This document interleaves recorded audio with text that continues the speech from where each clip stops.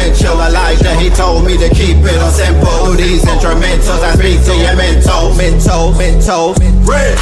Back in the booth, rap to the youth, they was lacking the truth. Back to the seas, they was lacking the roots. Smoked all the trees and they snacking on fruits. Bed, attached to my roof, detached to the roof on the back of the coupe. Back from the future, I'm back in the red and the blue, yeah, I'm back on my snoot. Niggas be biting, they cracking, they tracking, they niggas be capping, they lacking, they lacking. Put a toe tag on the back of they boot. Battle with nukes, I'm attacking, they truth. I wrote these bars in Sumerian text. The legends of Mu, I'm Sumerian sets. It was written in Targaryen text. Came to conquer up my barriers. Yeah, we got it going on. I bring my niggas together, we transform and become the Voltron. Yeah, we hit a right all our wrong. Hey yo, we got it going on. Yeah, went through the fire, but it lit up my fuse. I'm blowing up like a bomb. Introduce you to God. Back on the mic, was dead on my back, now I'm back on my life. Came back from the future, went back to it twice. When I rose out the grave, they said that dude is Christ. I'ma shine like a star, I'ma twinkle, twinkle as I light up the sky. The whole world was watching on the night I arrived. The Messiah's here, I guess it's finally time. I hear every prayer that you say. I was there every day, I was still everything. Chat, what the hell? Really? They got a pillar at the Vatican. Pope Pablo, where you at? You either fight or run. Life a game, I feel like I won. Hey, yo, we got it going on. I bring my niggas together, we transform and become the Voltron. We hit a right all our wrong. Hey yo, we got it going on. Yeah. Went through the fire, but it lit up my fuse. I'm blowing up like a bomb. Introduce you to God. From the quantum shadows, a traveler emerges. Fly Sinet, the multi-dimensional hacker, living his hero's journey. He joins the Pantheon at AI Masters Workshop, November 1st and 2nd. Hosted by 363 Empire with Red Pillar and Seven Bomar. Tickets, lock yours in now. This is the law of mental command. It is the understanding that you are not a victim of your thoughts, but a commander of them.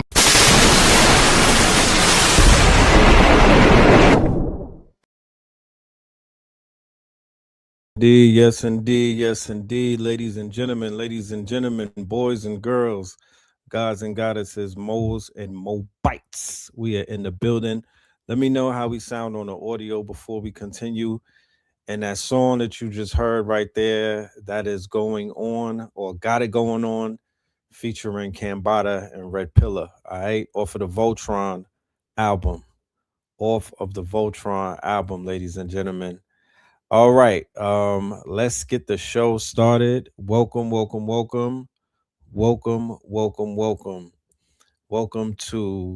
KTL Know the Ledger 444.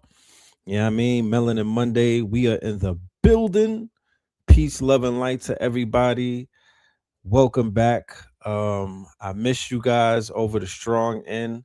I just been in the lab, studying, researching, putting together these events. You feel me? Recharging, getting ready for the hibernation, getting ready for the winter solstice, getting ready for the end of this fiscal year, because boy, oh boy, this has been one for the record books. Yes, for motherfucking Voltron.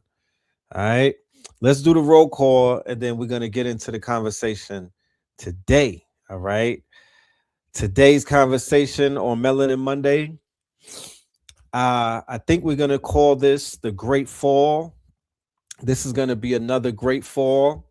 And of course, it is The Reckoning. We're going to have to talk about The Reckoning.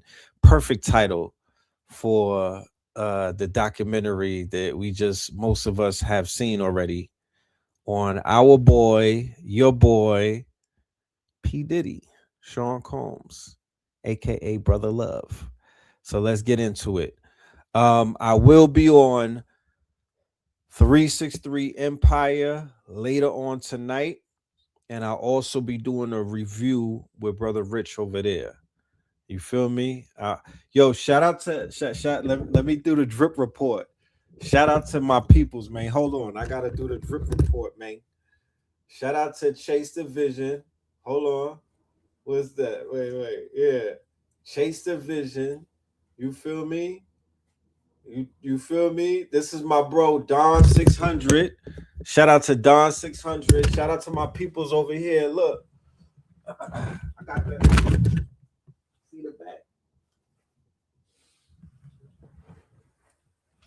I gotta get the gods. I gotta get his IG. Shout out to the family. Oh yeah, shout out to we gotta always give a shout out to the Mark 125. Shout out to the Mark 125 with the Drippington. You know what I'm talking about? Yeah. So yeah, we outside and whatnot. We outside.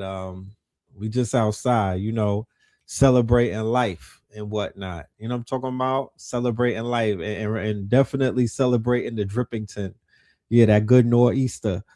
BK via Harlem. Shout out to BK via Harlem. You know what I'm talking about? Shout out to Charleston.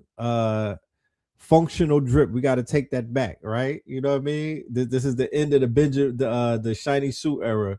It's time to usher in the God wardrobe. Seminole, Florida in the building. Shout out to Seminole. Oh, you in Thailand? Talk black to me. We got a bill. Yes. Toronto in the building. Austin, Texas in the building. LAX in the building. Norfolk in the building. You know what I'm talking about? North Las Vegas is in the building. You dig? Richmond in the building. You dig? Yes, Richard Pillington. The code is fire. Yes, I'm gonna get y'all to I'm gonna find out the brand so we could all get this and we could all drip together. Charlotte in the building. We got Englewood in the building. Minnesota in the building. We have Commerce, Georgia in the building. Ireland in the building. Belize in the building. New Bedford in the building. Left Rack in the building. Spartanburg and shout out to Blue Pill, of course. Tapping into that blue. You know what I'm talking about? Tapping into that royal blue energy. It was calling me. Spartanburg. We got Madison, Wisconsin. We got Cincinnati, Charm City. I like that. San Antonio, Texas. Decatur, where it's greater. NOLA. Y'all still waiting. We pulling up. But believe you me, we are pulling up strong. New Jersey in the building. Cleveland, Ohio in the building. The land of the Giants. Mount Vernon. Let's just start right there. Dre Allah. Mount Vernon. What a perfect segue to get right into it. Shout out to everybody up in this thing. But shout out mostly to my Mount Vernon, the Bronx family. So, spoiler alert. If you did not see the documentary that everybody's talking about, I caved in and I folded. Yo, Netflix is getting a mother effing bag. You know what I'm talking about? The same week that they purchased or they attempted to purchase Warner Brothers, you better Warner Brother, for $78 billion. You heard that right. $78 billion. These niggas have always been in debt, by the way. This is a company that you could study, that you could do a case study on Netflix and their business plan. They've been in debt ever since they popped out. They've never really been. Their business plan is like, yo, we're gonna be a profitable company in probably like 2037. You know what I mean? They don't have, for all of their shareholders and everything. Everybody understands these people are $80 billion in debt. But anyway, they getting a lot of people to sign up to watch this shit. You know what I'm talking about? Word of mouth is a mother effer. You feel me? Word of mouth is a mother effer because people is running to watch this Diddy shit. Diddy is definitely getting to the bag. If he negotiated some back end shit, he's a genius. Or if whatever he got up front, I know they cut his ass a salacious check, right? What do I say on this show? Well, I've been saying this for years, right? We're going to go a little bit down memory lane today. I don't want this to be one of those back in the days I used to, but this is a time machine show.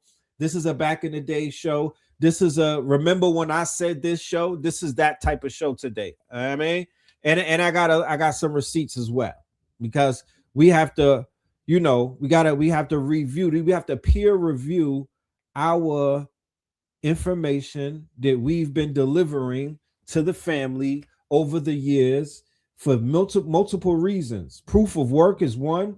Another one is there's new people on board. They probably don't know what we've been talking about for many, many moons ago. Then number two, brain fog. We all collectively be forgetting shit.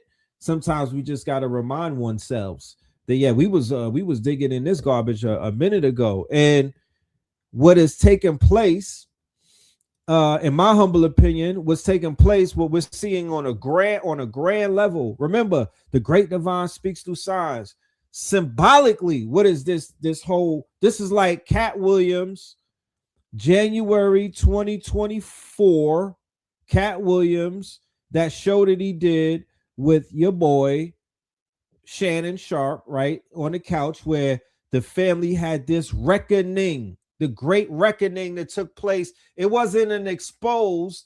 Cat Williams was delivering a reckoning to Black people and then vicariously everybody else. And what was that reckoning? That reckoning was this industry that people have modeled their entire life after. People have sacrificed children, lifestyles, bankrolls, bank accounts, all type of shit. Fashioned their entire identity behind celebrity. Cat Williams came and exposed and gave you niggas a reckoning that you were following something that was way more sinister, way more satanic, way darker, way deeper than you ever probably could even bargain for. And this whole talk about selling your soul, well, 1 million burgers sold, my G. Let's stop with the fucking cap. So many people have sold their souls walking and trying to keep up with the motherfucking Jones and then with the Combs, okay? And what is selling your soul?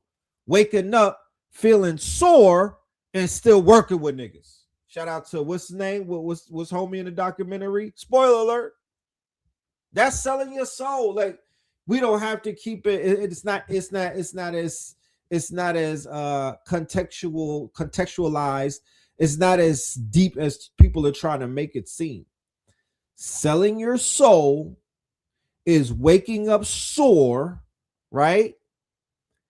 Waking up, right? So Little Rod, right, in the documentary was like, yeah, some nights we would party, because he's a ghostwriter. He's a producer for Sean Combs. So yeah, spoiler alert. He's a producer who was living with Sean on Star Island when his name was Brother Love, and he was making an album called Off the Grid, right? Conspicuously picked the title Off the Grid, the Love album. It was red, right? So he was like, I'm living with homie. We just having, he was like, you got to get in your hedonism bag. So go out and get some strippers and whatnot. Here, put on this Sean John. No, Matt, put the bad boy hat on and go to the strip club. You're in Miami of all places. And bring him back. You know what I mean? Tell him that Diddy is waiting for him. So he said many of nights they would have sessions where it would just start out with the music playing. He might be making beats and whatever. They smoking, drinking, having fun. And then one thing leads to another. Take that. He passes out. He wakes up. Some mornings he's waking up to a baddie next to him. Other mornings he's waking up to Brother Love next to him. Those mornings when Brother Love is next to him, conspicuously enough, his booty is sore. Come on, fam. And then you, instead of getting in your bag and catching a charge, defending yourself, demanding that somebody answer for the soreness upon the booty, what do you continue to do? You continue to work for that man, and you didn't even get paid. So that is a perfect example of somebody selling your soul. Okay, so we don't have to make this thing difficult. And it's been situations like that has been taking place in this vipers, this den of vipers, this called the industry, whether it's Hollywood, what they did to Todd Bridges and all of these goddamn child actors that we grew up looking up to. Todd Bridges, Gary Coleman, Emmanuel Lewis, right? Fucking Penny. You know what I'm saying? They try to get Janet, but they caught LaToya instead. Look at what they did to Jermaine Jackson. The goddamn whole Jackson 5. You name it. There's mad childhood stars, even on the quote unquote other side. You know what I mean? With your pale cousins and whatnot. Shirley Temple, the girl that played Dorothy on Wizard of Oz. Oh my goodness, the backstory of the making of Wizard of Oz is crazy. The shit they was doing to them little girls. Macaulay Culkin, my little mans in them from the Lost Boys, Orlando Brown, the whole DeBarge family, right? Look at what they did to the Olsen twins in our face. Look at what they did to Miley Cyrus. Look at what they did to every single one of them child stars. Amanda Bynes or Barr, whatever her name is, that looks crazy in the face. The Little Rascals, Britney Spears, the whole Disney Channel, Bieber, Corey Feldman, my guy, and Corey Haynes, Raven Simone running around. Orlando Brown had to tell her to stop trying to be a man and leave the white girl alone. Orlando's had to tell her that. You know what I'm saying? Like, this is not haphazard. Even before they came out with a Nickelodeon special, right? Way before the Nickelodeon special, they was cooking these kids in our faces, y'all. Straight like that. Way before Cosby, way before R. Kelly, they was cooking these kids. The same parties that Diddy heard about, that he emulated, that's the parties that they was getting flipped at. That's the party they was getting offered up at. That's the party that they was getting passed around at on all type of barbiturates. Look at what they did to Drew Barrymore. She was like 11 and they was pimping her. Look at Brooke Shields at the Playboy Mansion at 10. What are we talking about? So I want this is once again fake Negro outrage, because people be acting like this is something that they just hearing about. Oh my goodness, did you see the Diddy thing? Oh my goodness, did you see fucking Life? What are you talking about, nigga? That's Life, nigga. This shit been going on. Stop playing in my face. Don't waste my time. Cause I saw the Diddy shit, but I'm like, fam, I didn't see nothing that I did not already know about. I did not see nothing that we didn't already. There was nothing that we didn't talk about on this show in that documentary. Not saying it like we're saying like we've, oh my god, no. They put it together cohesively, right? Which is sometimes you have to put shit together, because once again, what does the news fail to do? What do these podcasts fail to do? What does black media tend to fail to do? They don't stitch things together well. They're not that great with post-production. They don't put the fucking facts together. And because they left out a ton of shit. Even with the shit that they showed, they left out about 60%. And they did a great job of sanitizing that documentary and left everybody in the industry out of that shit. No Jay-Z, no Fabulous, none of the people that I know. They didn't get into the relationship with Meech. They didn't get in a relationship. No Mace, no G-Dep, no story about Black Rob. They didn't even talk about Heavy D dying. They didn't even talk about some of the shit behind Homie dying. They didn't give the whole list of everybody from the record label that's all dead. They didn't even put Gene Deal up there, fam. Not to say, but the Gene Deal got some shit to talk about Gene Deal seen him do some voodoo before, dark magic, what you want to call it. They left out Meech. They left out Wolf. That is a very integral part of the Diddy story, bro.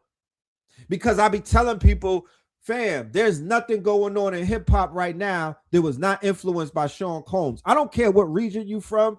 I don't care what you're talking about. All of that down south, get money. We wearing designer. We sleeping with shorties that are baddies. That's Diddy, nigga. What are you talking about? That's all P. Diddy, Sean Combs influence on Atlanta before the rise of a BMF. And BMF got all of that shit from him, bro. They not only from him, but he was heavily influencing Meech. And then when Meech killed his mans, he got in bed with Meech. And then they influenced this new Atlanta wave that you seeing where everything is materialism, big money. Yeah, I don't care if you don't know about, you don't know. I was there. If you don't know about that, tell me where you was at when it was happening, because I was right there. I seen it all. They didn't touch on that. Big Meech was wearing ponytails. He wasn't doing what he was doing until he killed Wolf. And then don't believe the series because they're lying at 50 Cent. That's based on a true story. That's not the whole story. He got turned up when he linked up with Puff. That's around that Jeezy era, the era with Boys in the Hood, when Diddy signed Jeezy to Boys in the Hood, Block Entertainment, and all of these other things. That's a business deal. That's him investing into the South, bringing a light to it, bringing investors into it, telling everybody else that it's time to start focusing on this region. This is the part right here.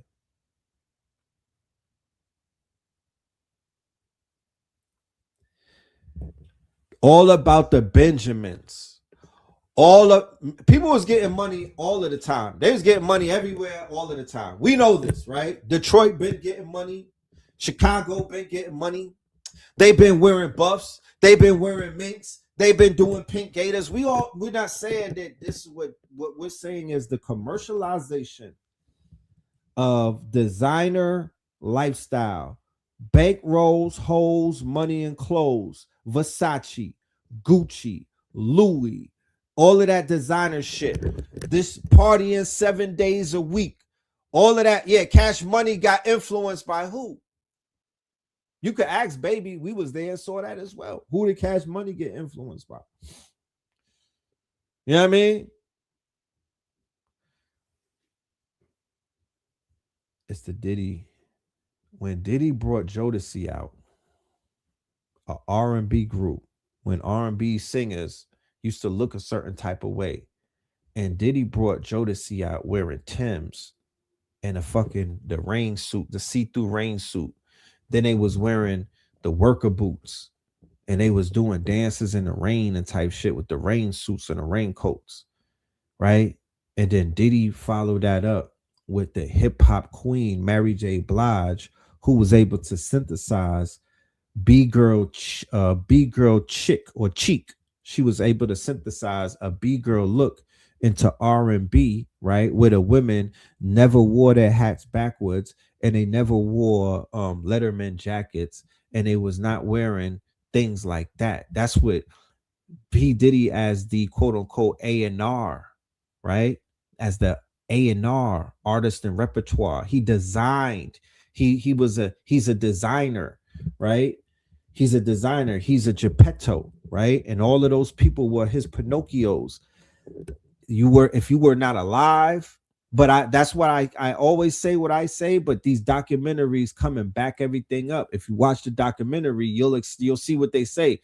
It was Andre Harrell allowed Diddy to be the A&R for this new group called Jodeci. I was there when Jodeci had the breakthrough in music. They never seen nothing like Jodeci before.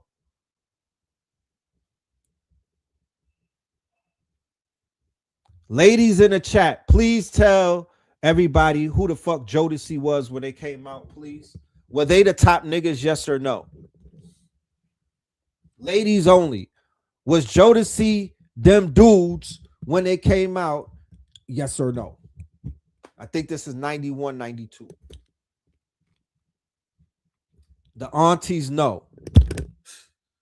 You know what I'm saying? The aunties know. Y'all see they be clowning on KC and JoJo now, but the aunties is the screen is on the chat. Yeah, W's in the chat. Yes, I'm not making this up. This is not hyperbole. This is not this is real facts. You know what I'm saying? This is real facts. So, yes, a lot of babies were made. A lot of babies. This loosened up a lot of things. The Jodeci and Mary J combination opened up a fucking zone. The shit like, let's think Stranger Things. You see how that shit opening up? Yeah, they opened up a portal when they came through. And the combination, because KC was with Mary J, they was knocking boots. And I'll be sure and all of them. Yes, Heavy D. I'm glad they brought up Heavy D. People don't even know who Heavy D is. So once again, for the chat, was Heavy D at his height one of the top 3 artists in New York at that time, making music for the ladies and the men in the club? Yes or no? This is before Biggie Smalls. This is before Biggie Smalls. Was Heavy D, was he that dude?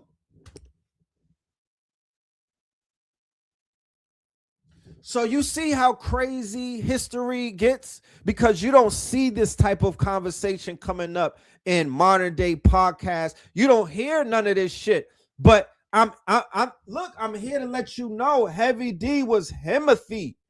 He was the Biggie before Biggie. He was light-skinned Biggie way before Biggie. He made the lady songs. He made the big man songs. He could dance. His whole crew was lit. Trouble T. Roy and all of them. The overweight lover in the house. And then you have Father MC. Uptown Records was the fucking label, bro. The shit was Def Jam before Def Jam. The one of the Trouble T. Roy was the dancer who died, and that made Pete Rock and CL Smooth made T. Roy, right? They made the song T. Roy, okay, which was a classic. We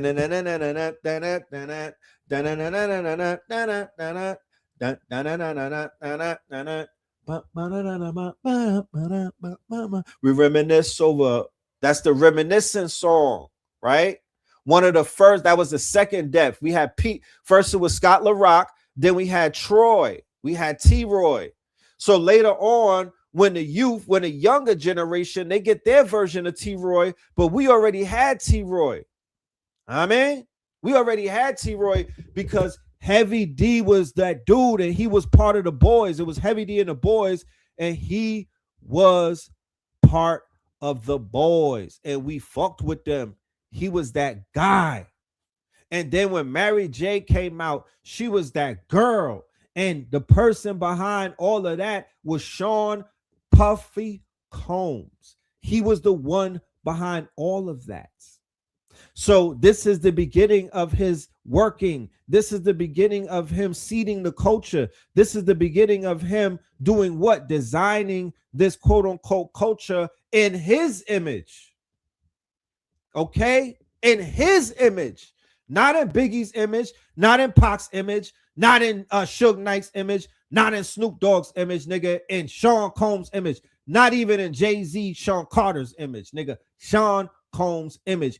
There was no Baby from Cash Money. There was no motherfucking Master P. There was none of that shit before that. Let's be fucking clear, okay?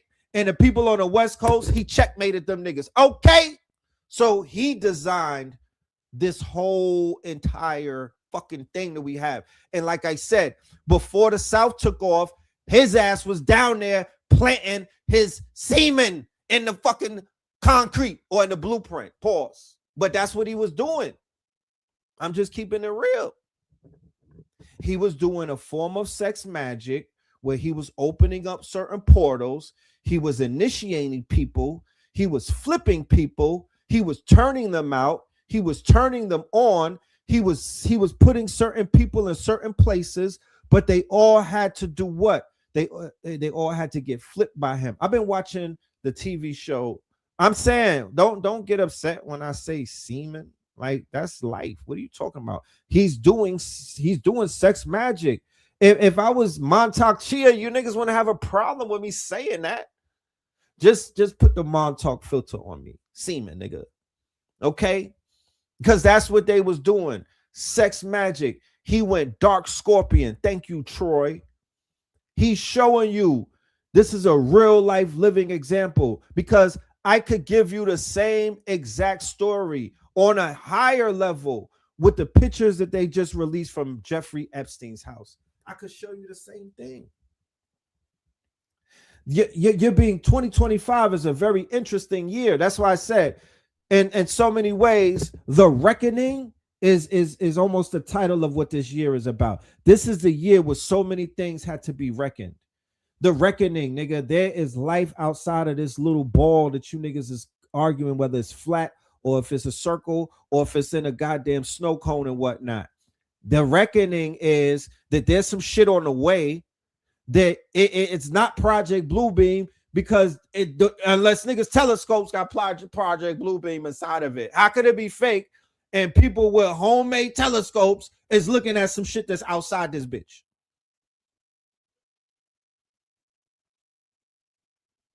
Aaliyah did not have that swag before Mary J. Sorry. Aaliyah had the shit going over her eyes with the boxers tucked in. But once again, with her uncle, Mr. What's the uncle Heckle, whatever the uncle's name is, the uncle that we could still tie Diddy and all of them into that shit still from all the way back then. You got Aaron Hall with Guy, and then you got R. Kelly. You got MC, you got Father MC, who's on Uptown Records, which is the label that they said that Puffy was trying to take over. He got fired because he was trying to take over. He was so deceptive. He was on his Scorpio power shit that he was trying to take over. Barry Hankerson, right? So who styles Aaliyah? She's 15 years old. It's her uncle and whatnot. So Barry Hankerson and them, yeah, they're gonna give her that b-boy style. But who goes down in the books about who goes down in this cultural quote unquote conversation as to ushering in a certain aesthetic? That's Mary J. Blige, and that would be Jodeci. That it's a duo. It's the male and female principal through Video Music Box, right? Through the cable channel, through the video shows, through MTV, broadcasted around the world, and they begin to influence cultures around the world. That's why I'm going to show you videos from people from the UK and other places globally startled and, oh my goodness, I can't believe I just saw the P. Diddy documentary. That nigga was like King Charles to them. Okay? P. Diddy was royalty to them. In Africa and places, they fashioned themselves after the P. Diddy model of business billionaire mogul. The kinks and all of that other stuff, they don't care about that because people go to Dubai to get pooped on. Okay? Let's stop playing games. They were in Playboy Mansion doing a bunch of crazy shit. They was in Clive Davis's freak offs doing a bunch of crazy shit. They were in the Swiss Alps doing a bunch of crazy shit. They were at Bohemian Grove. They were at Epstein's Island. They was everywhere, nigga. They was at Studio 54. They was all sodomites back then. They been sodomites. They been quote unquote they've been underneath Babylons. They've been all type of they've been doing all type of iniquities.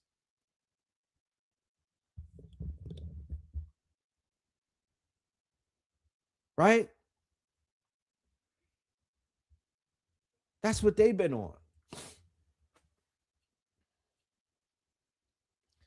And people are so in denial about what this shit really is. And 50 didn't even pull the curtain all the way back. He just let you take a peek at it. Oh my goodness, I can't take what I'm seeing. How, Sway? How, Sway? What do you mean? What are we talking about? This is not even, look, wait till you hear what's going on Epstein Island. Let Orlando talk to y'all. Let Orlando talk to y'all. I'm gonna let Orlando talk to y'all real quick. And we're gonna let Orlando sold their souls to Diddy. People sold their souls to Diddy. And then they're mad now because the hazing process was a little bit rougher than they thought. Why do you think I love Diddy so much? You're not gonna dethrone this man because he know how to get you there. By way of hazing you, I call it haze. It's not gonna stop. Take that. It's still gonna happen. So people would laugh at Orlando Brown, myself included. I don't know Orlando Brown like that. I didn't watch the show with him and Raven Simone. You know what I mean? Sue me. You know what I'm saying? That's not my era. So the more I seen him, right, on my timeline, if I could have muted him, I would have. But the more I started to see the dude, I'm like, yo, he might be playing a certain character. Okay, he was in Major Pain. All right. He's Loki, right? And then Raven said that he was a genius. Yes, I just saw that video. She said he knows exactly what he's doing. He's just an unhinged Charleston White. No, she said he's an unhinged Cat Williams, right? He's an unhinged Cat Williams, but he has to go crazy to say certain things about the crazy shit that he knows and what's happened to him in this quote unquote in this mission, because people are on a mission through trauma. You know that it's trauma that's putting the trauma put Cat Williams on a mission to tell the truth. Trauma put Jaguar Wright on a mission to tell the truth. Trauma put Orlando Brown on a mission to tell the truth. Even though they're traumatized and they're acting crazy, they're still it was still trauma that propelled, not dollars, trauma. You know, Ray J got trauma. You know, he has more credibility than Jaguar. We don't hate Kanye. You'll never get hate for Kanye over here. No, we just told you that the Kanye train has come to an end over here. That's all we said, that the Kanye train had to come to a stop. You know, that's it. And then he went and apologized to the rabbi. Yeah, we got off the train at the right time, family. You know, Crody. But check this out. Yeah, oh yeah, his trauma, definitely Ye's trauma made him pop out. Ye's trauma, when they went ahead and renditioned him, right? When they renditioned him, that shit made him pop out. That made him do what he did. A lot of people are pushing back against your trauma. Let's get in the time machine and let's see what was going on this channel in 2023, ladies and gentlemen. Let's see what was going on this channel in 2023, and then we will move forward.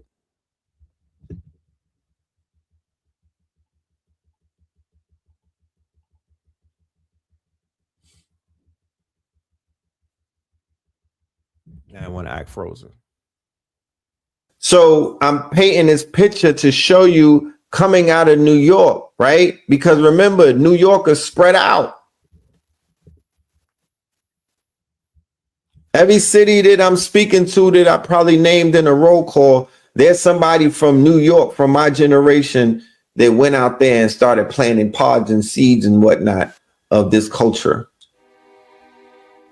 This culture that I'm speaking of, they got seeded in the 70s and the 80s and the 90s. I was there during the seeding of that culture. This culture has affected popular culture, global culture to this day, where the culture that's popping to this day and the culture that's at top is still mimicking that culture. And if there's one vulture, and no disrespect, but I say that in a way that vultures eat off of carcasses, vultures eat off of quote unquote dead energy. As a dark Scorpio, you have vulture energy. So the top vulture that I would say for that era in the culture is Mr. Love himself. You know, the one that always can recreate itself. That's what Scorpios do, right? They always transform and recreate themselves. So that vulture who, you know, is in the dark side, unfortunate of a dark culture, would be this man right behind me. Real quick, as we go through this video, this is gonna be like a review, right? But I want us to think about the culture that we exist in today, where every other day when we wake up, there's somebody unalived on the timeline. Whether it's a social media influencer from TikTok, or if it's a YouTuber, somebody inside of this fame cycle, right, is being sacrificed. It wasn't always like that. It wasn't always that desolate. It wasn't always that dark. It wasn't always that deadly. It was not like that. You know what I mean? So what we want to establish is that over the 30 years of this man's reign, as he began to initiate more dark magic and more warlords were quote unquote given power over innocent people, they began to affect the world. They began to affect their followers. They began to affect their fans. They began to affect their quote unquote people who are fashioning themselves after these people. So they become what they ultimately despise the most. So when I see everybody pointing fingers and getting outraged, I'm like, that's a lot of deflection on the behalf of what they would call the people, because the people is on debauchery right now. They celebrating an artist that killed 19 people allegedly. NBA young boy, I'm not here to count nobody's bodies, but the younger generation, the generation that says, oh, I didn't know about Diddy. Nigga, y'all was following murderers and rapists and all type of shit. So I want y'all to remember that y'all are still a part of the motherfucking stop acting like you understand? That's what breeds psychosis. Just understand that these things have a beginning, and there's somebody that opened up a door, and there's somebody who bodied some people and sacrificed some good people, and turned this bitch into the upside down world. So this is Remick right here. I remember at the end of Sinners, the nigga walks in with a Coogee sweater on with a Spanish chick. That is P. Diddy and J-Lo, fam. That was Stacks at the end with the fucking Coogee sweater on. That was Diddy, bro. In the Sinners movie. Remember that? The vampires. All right, let's continue. I want to give some annotation to the video so we understand what I'm talking about when we talking. This culture that comes out of the tunnel era, this culture that comes out of New York City in the 90s, that spreads into Atlanta and goes all around the world, and what this culture that the bad boy era is responsible for enacting, this culture that the tunnel era is responsible for enacting, this culture that was all about the Benjamin shiny suits, this culture that's crash capitalism, this culture that's dealing with Romanistic values, right? When in Rome, not Carthaginian shit. Tupac was more of the Carthaginian he was fighting against. He said, don't let the shit go into the realms of where Puff is bringing it. Don't allow this shit to lose its soul and go into this commercialism, this materialism. That's right. What all about the Benjamin's era is. That's what he represents. That's what the shiny suit era is, the metrosexual. The shiny suit era is when it became about all of your looks, like Dr. Phil Valentine said. The minute niggas started to fight because you stepped on their construction boots that they supposed to be doing construction work in, that's when you knew the motherfuckers have crossed that threshold when they're not being in their proper persona. Metrosexual shit has killed hip-hop. It has killed culture. It has killed the rules. It has wiped a lot of shit out. The all about the Benjamin materialism has killed the spiritualism. It has killed the consciousness.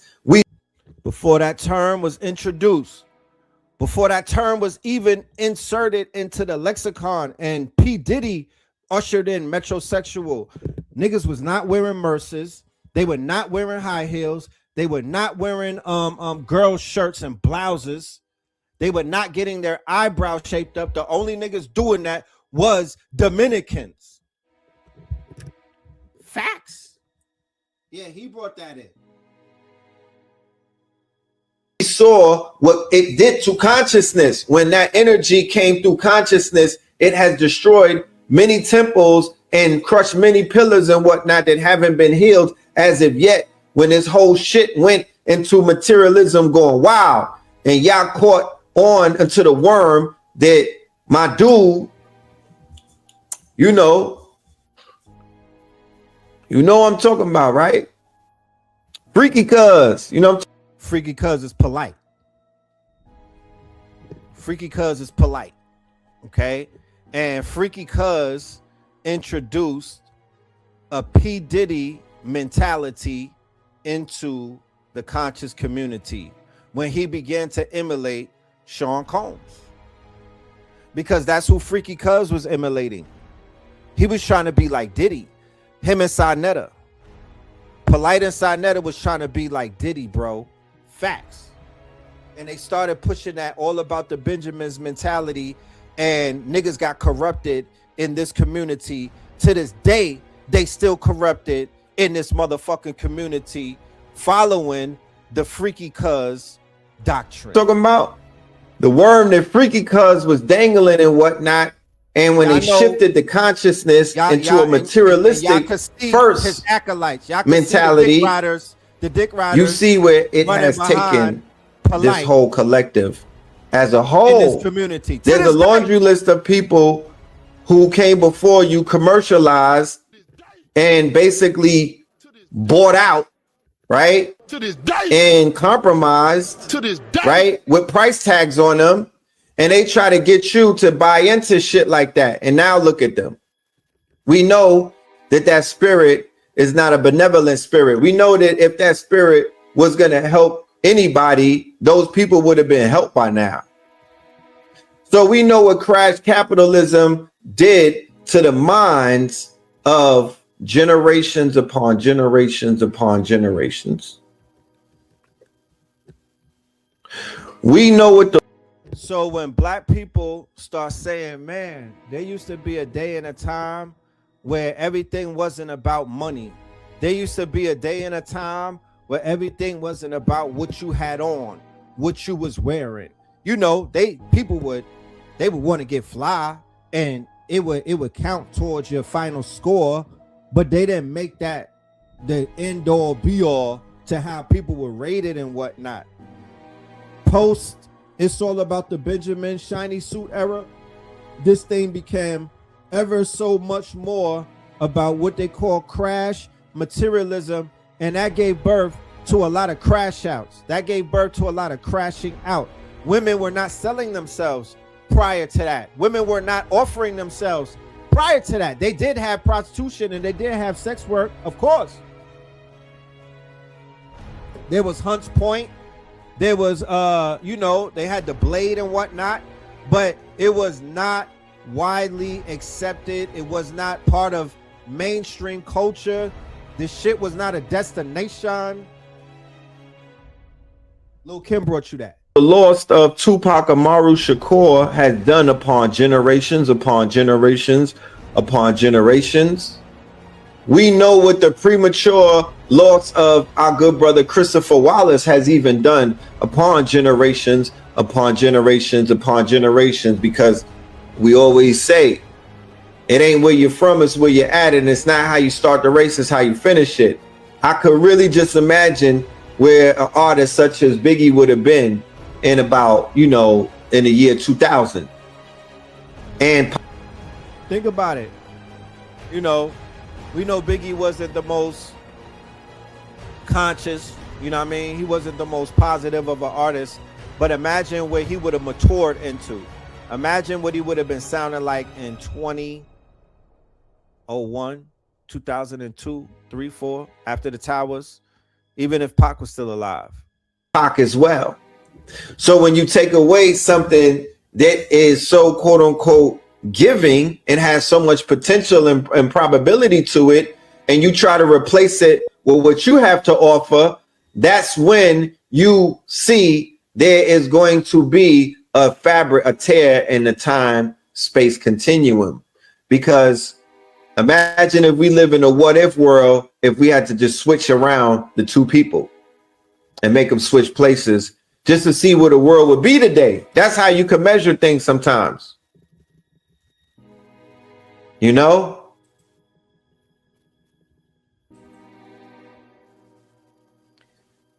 After Pac and Big were taken out of their throne, it's almost as if the kingdom was ripe for invasion. If you think about it in terms of hip hop being a kingdom, right? Hip hop being a kingdom, Kings County, Brooklyn, Queens, Long Island, and Big and Pac being kings, right? And when these men fell, when these twin towers fell, it was almost akin to anybody that lives in New York. You could co-sign what I mean by this. That when the twin tower buildings fell, all of a sudden people rushed into the kingdom. Now there were foreigners in New York. There were outsiders in New York. It dropped the gates and caved the walls in.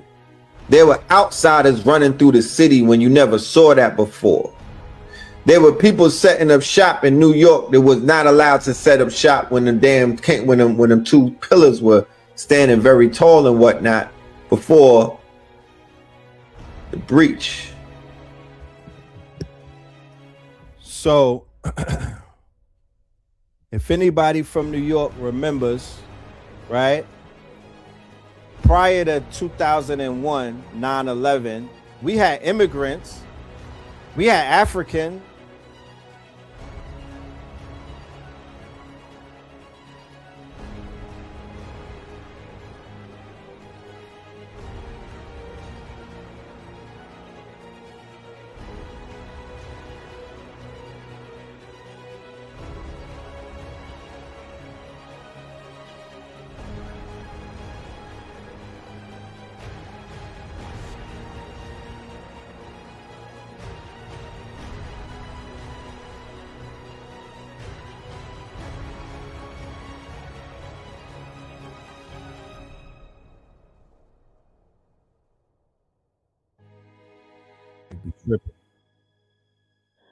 might be tripping sometimes.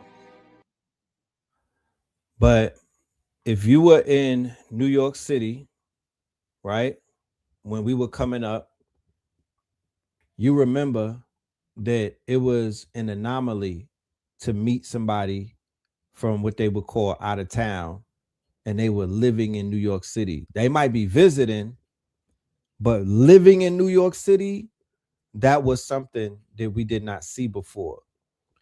After 9/11, New York City becomes a city of immigrants and people from places from Turkestan, shit that we never seen before, heard before. You got people walking through New York from all parts of the world. That was true back then, but not where, you know, so the analogy that the ox took over the corner stores when the Spanish people sold it to them. The ox took over when the Dominicans and most of the Puerto Ricans sold the bodegas, and the bodegas turned into the delis, and the delis turned into the delicatessens. So the delicatessens are where like cookies are like $6. Yo, the food at the gas station is going crazy right now. I got a drink the other day. This nigga said $3.50. I'm like, fam, what are you talking about? I got an orange juice. Like, what do you mean? So many cities that you go to, the native population has been replaced. New Orleans, Chicago, like I heard places, and I was on a plane to Detroit, and it was mad Hasidics, and I know that there's a big Muslim population, but the whole plane was filled up with Hasidic families. You know, yeah, New York was built on immigration, right? Like I said, it's an immigrant town. It is an immigrant city. New York is a melting pot. Even with all of that said, even with all of that being said, black people, black New Yorkers were the dominant in New York City. Black FBA New Yorkers. Well, I can't necessarily say that. Yeah, like in the 80s, it was like that. But then you had the rise of the Jamaicans, the Haitians, the Trinidadians, the Panamanians from the Bronx, Gun Road, Gun Hill side, Gun Hill Road, and then Flatbush, Brooklyn, Crown Heights side, and then it's just kind of like started converging down and shit. Queens, you know what I mean? Yeah, it's being repopulated. You know what I mean? The damn right is being repopulated. So let's get back into this great fall right here. Let's get back into the great fall. We got a few more videos that we're going to show and whatnot. Let's just continue to have this conversation about this very interesting, quote unquote, documentary that has everybody talking about. All right. Check this out, though.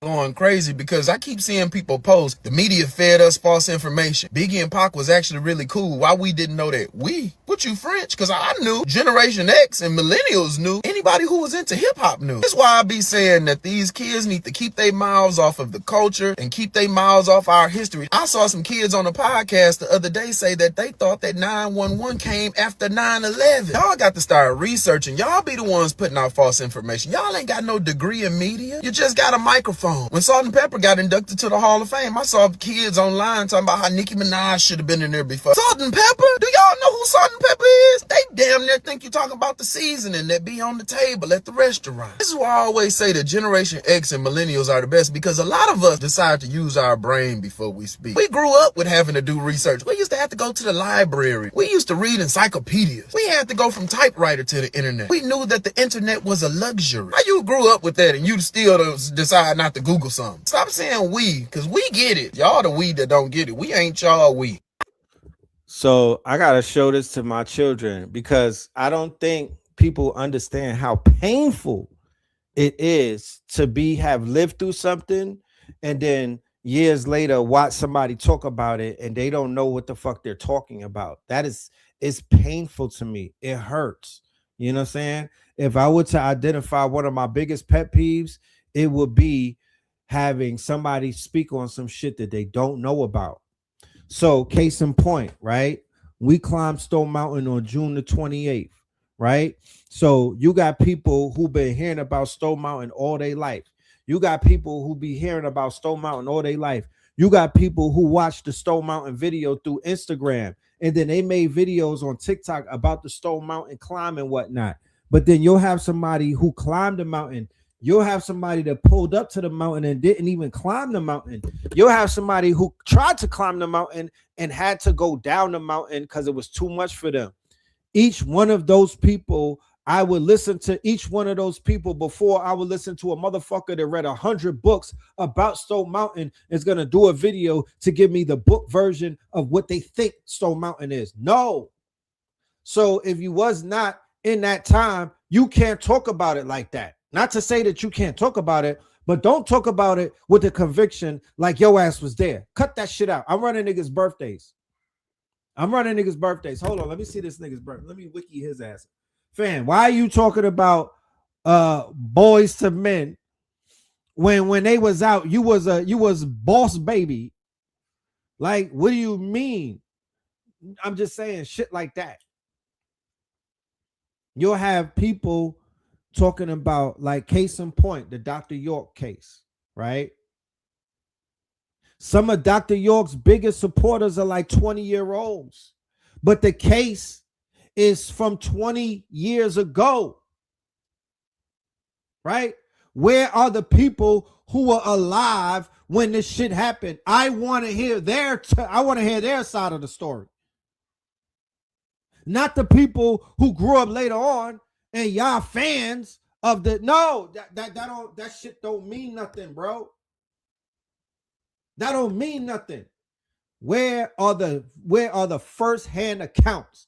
Primary source. Give me that first.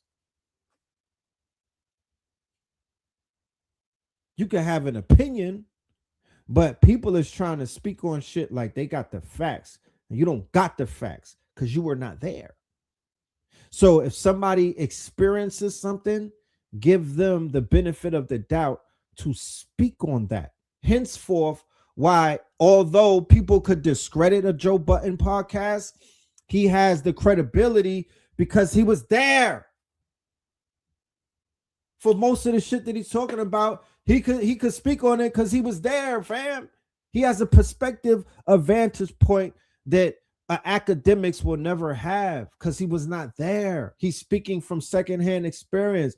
He's speaking from Wikipedia.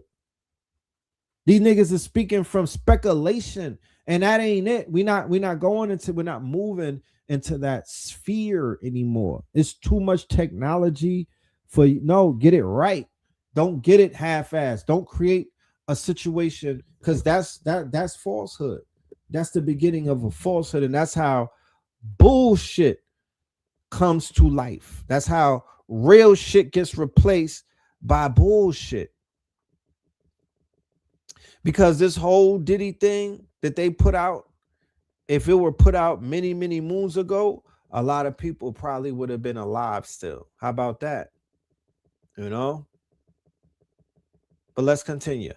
You know, it's interesting. The saga of Diddy and Tupac is an example of how energy cannot be created or destroyed, and how no matter how hard you try to manipulate, you cannot create or destroy or change the fundamental laws of the universe. What do I mean by this? Tupac was a shining example of everything that Diddy wanted to be, and he was that naturally. He was charismatic, he was sought after, desired, he was very well liked and a naturally likable person. He was charming, he actually had intrinsic talent, he was a star. He was what Diddy tried to force his way into becoming.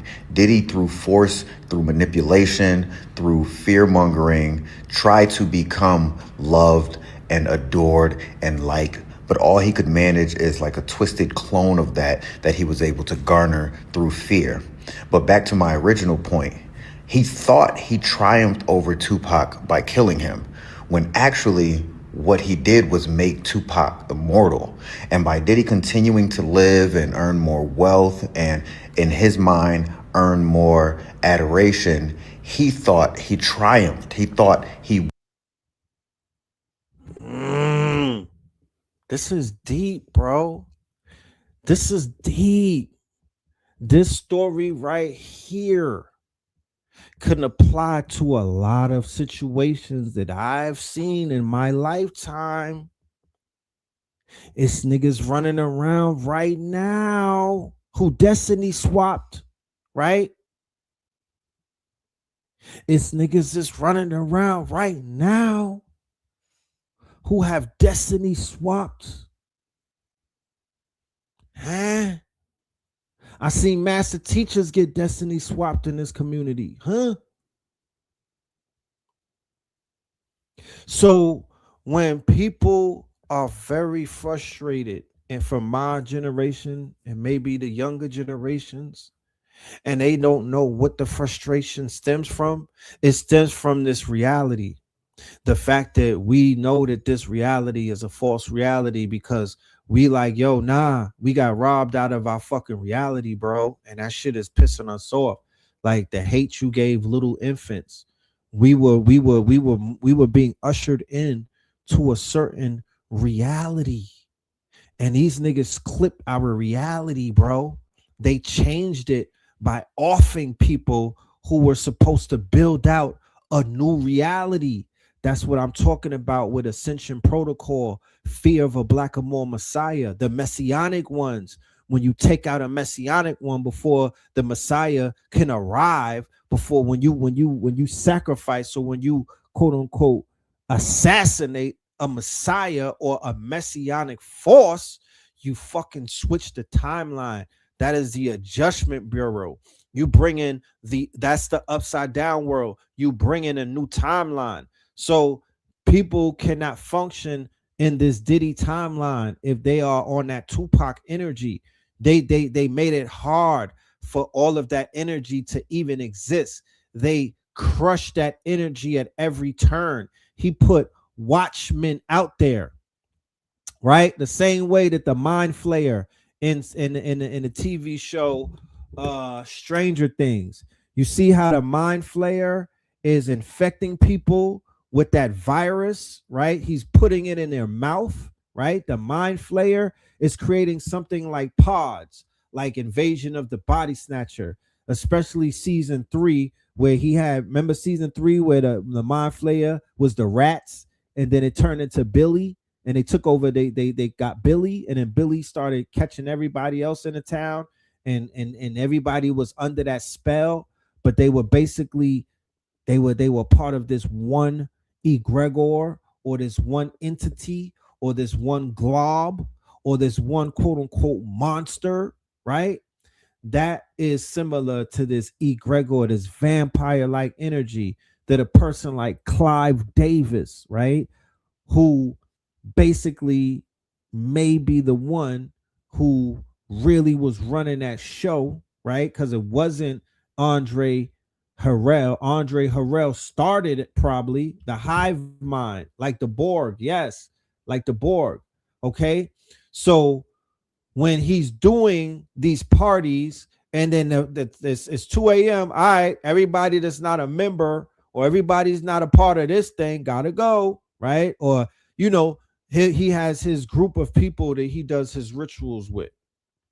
The sex worker said, right? The sex worker, I think it was the Punisher, he said that every March 9th, right? So on this show, we pay homage to Biggie on March 9th, right?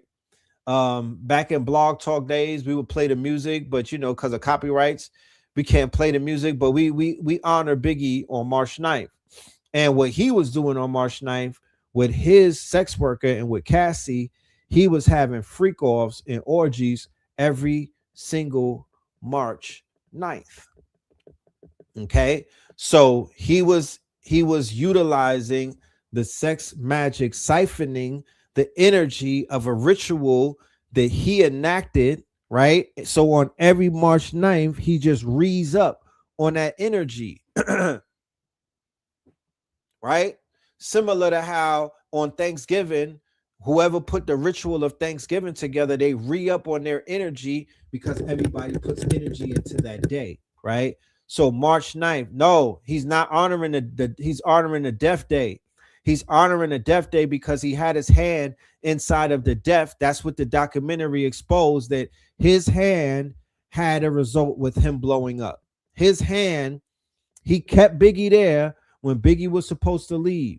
He kept Biggie inside of a trap. Imagine being in a trap house and you know that they're going to come and raid the trap house on a Tuesday, and you say, yo, I'm going to fly out on a Monday. I'm not feeling this shit. You know what I mean? I got a little birdie told me to watch out and shit might go down on Tuesday. And then the boss tells you, nah, stay inside of the bando, stay inside of the trap house. We got a package coming. And you stay, and then you get clipped. Right? So who's to say that that was a coincidence or if that was a setup? The person whose name comes up is Vaughn Zip, right? Who was a Harlem gangster, right? Who's very dirty, okay? Who had his hand in all type of shit. And in the documentary, they lay out how Vaughn Zip was at both murders. He was at Biggie's murder and he was at Pac's murder, right? That could be luck of the draw. You feel me? But he had his name is being mentioned in both of those cases as the quote unquote person who was pulling the strings, is zipping the Crips, y'all. Is zipping the Crips. Okay. So Spirit is telling me Tupac back, and homie is not getting out of jail. He's not coming home. The Keefe D shit is gonna get him his indictment. He's not coming home. One overall, he thought he was able to manipulate the laws and the fabric of the universe just based on his pure, intense desire. But look at the ultimate outcome. So his hate, his hatred, his jealousy for Pac, he wanted to be Pac. He wanted to destiny swap with Pac. He wanted to be cool like Pac. He wanted Pac swag. He wanted the ladies to talk about him like they talked about Pac. This is a jealous hearted, dark Scorpio ass nigga. They showed in a documentary that all of his women were what?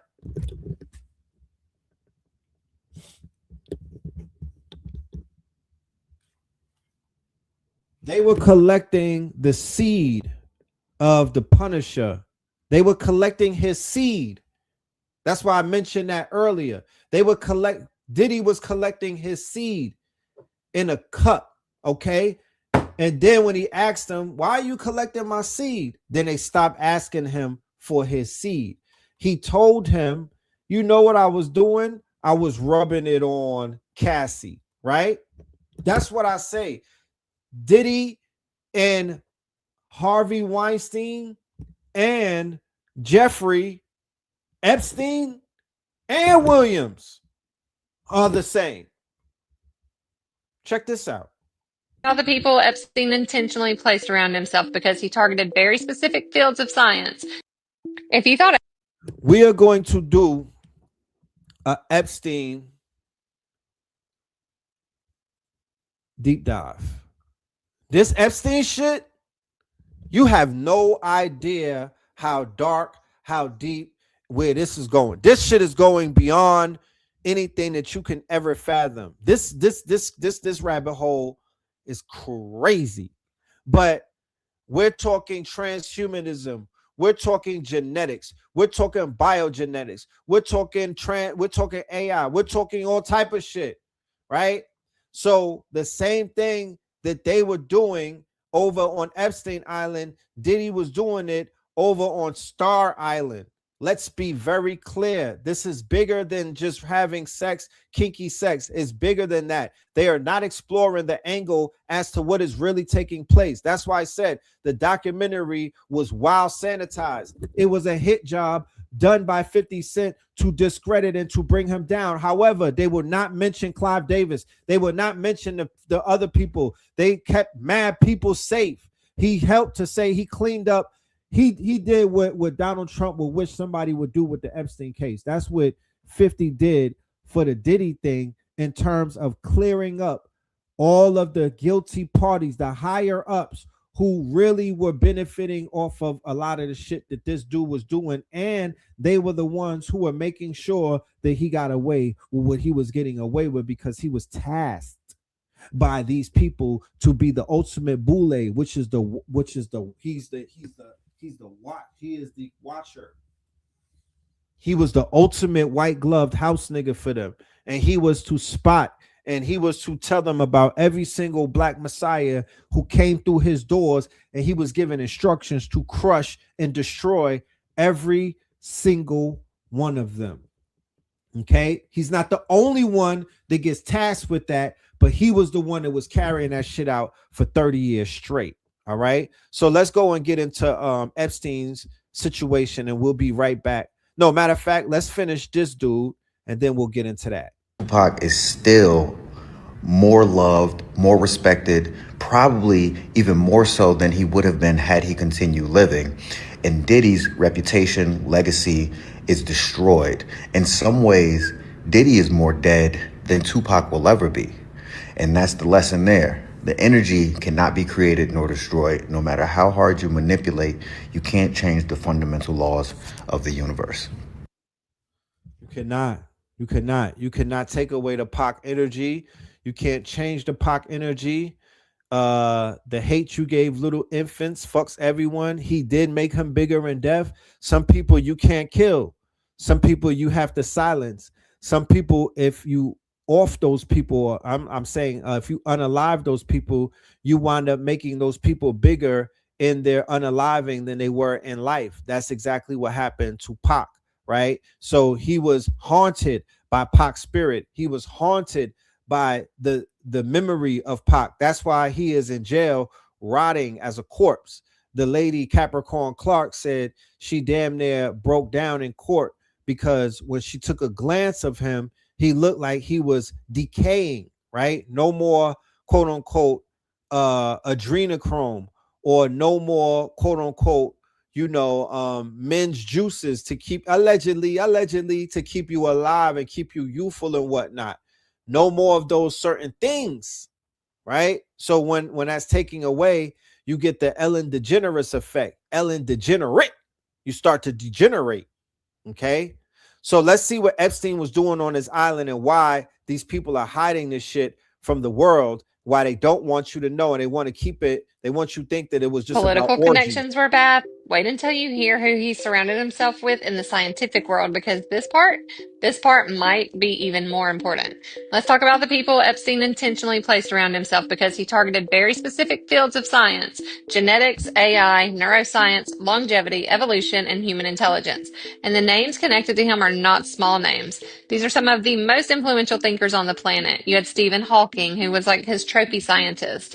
Yeah, that's Stephen Hawking. Epstein flew him to the island for private physics conferences. He paid for submarine trips, catered dinners, and photo ops. Why? Because having Stephen Hawking at your private island gives you credibility. It tells the world you're not just a predator, you're a visionary. And Epstein fed on that image.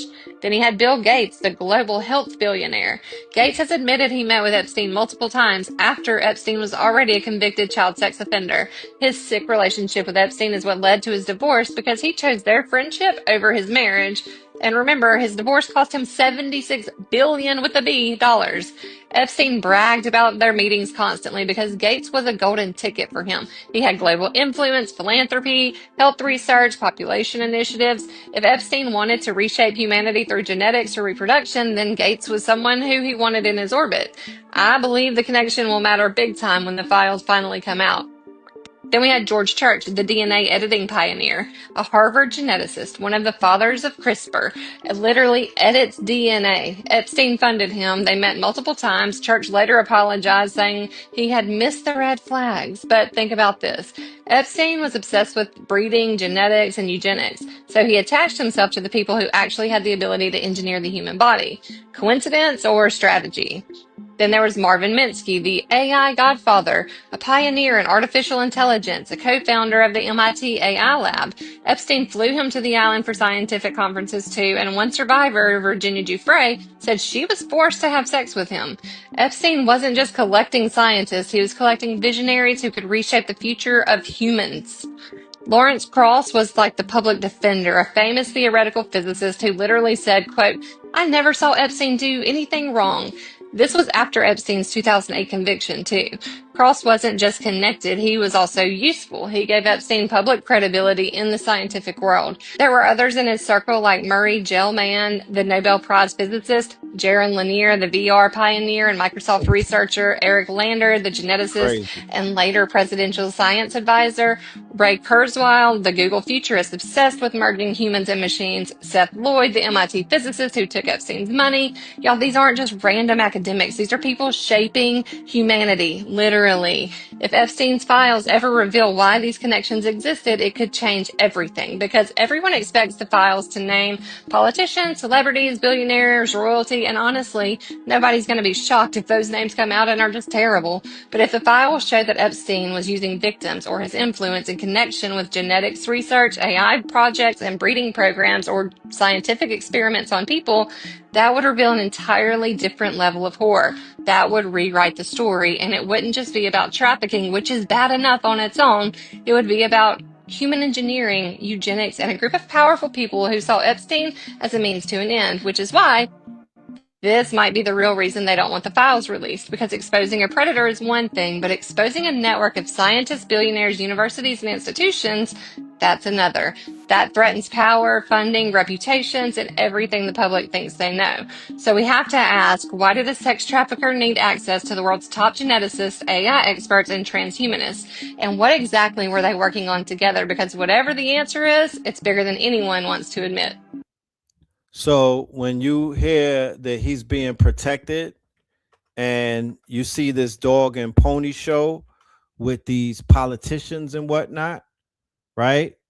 This is one of the main reasons why, when they say it's a matter of national security, that they can't release the photos and whatnot, they're not just talking about Prince Andrew or celebrities like Diddy and all of that stupid shit. No, they're talking about it will uncover some of the things that are really going on. So this picture right here is what a lot of people are looking at, and this is the one that is catching a lot of attention in different quarters of the internet, right? They're having thought pieces on this photo alone. So how many people saw that movie? What's that movie where they got the rich people on an island and whatnot? Blink Twice, right? So this room right here, this is not a dental office. This is inside of his mansion. This is not a dental office, first of all, right? It looks like a dentist's office. However, this is not a dentist's office. This is an office where your face can be changed and whatnot. Those masks that you see on the wall, those are actually quote unquote made out of people's these are made out of molds of human faces and whatnot. This is the experimentation room. Yes, this is the room where whoever will be some face off type of shit. And I'm assuming that whoever the doctors are who are doing these ghastly experiments would be wearing those masks and whatnot. Imagine a room full of people wearing those ghastly masks doing all type of human biogenetic experiments on young women, because that is exactly what Jeffrey Epstein was into. He was writing about repopulating civilization and shit like that with a super sperm. All right. So this shit is some real shit. This is what they're covering up. They don't want you to know about that aspect of the island. So they're going to give you all of the salacious things and things of that nature. Okay. So focus on these masks because they're going to come back. They're not gonna bury this story and whatnot. So he has power and deception, right? Written on a blackboard. Music, time, right?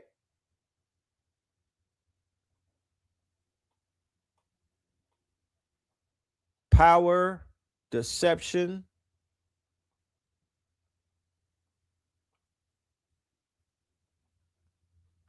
So imagine the pictures that they're not showing you, but these are some of the ones that they did release. But it's these faces right here, and it's this room, okay, that has caught a lot of people's attention because it falls right into the video that we were just watching about the ties that he has to eugenicists, okay, and these quote unquote scientific. And when we go down this rabbit hole about transhumanism, dark enlightenment, we're gonna be talking about Curtis Yarvin. You know what I'm talking about? We're gonna be talking about Nick Land, transhumanism, accelerationism. You know what I mean? We're going there. You know what I'm talking about? We're going all the way to the far rights, my nigga, all the way into the Antarctica. Okay, so that's coming. Shout out to Candace Owens, nigga. Yeah, but we about to cook these. Yeah, we about to cook some sauteed crackers.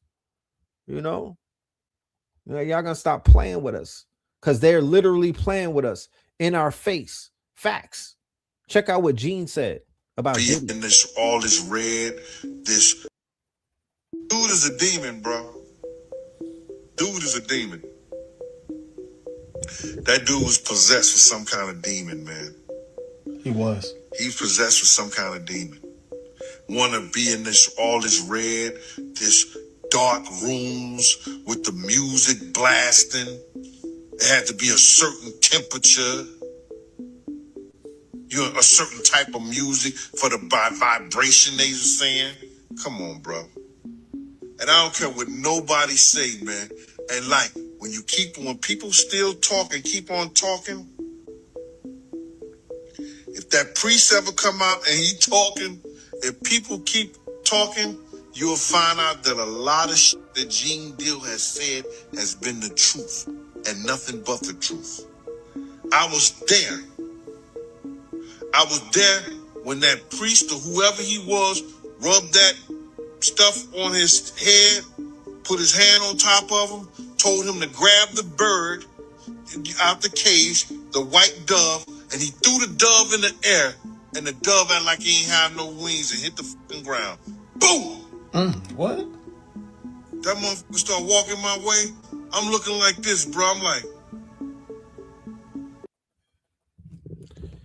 there's stories about him in Central Park, right? Even in a documentary, he's staying near Central Park. You know, he's staying near Central Park. Where's the London Hotel, right? But he's staying in. How long did Gene work for him?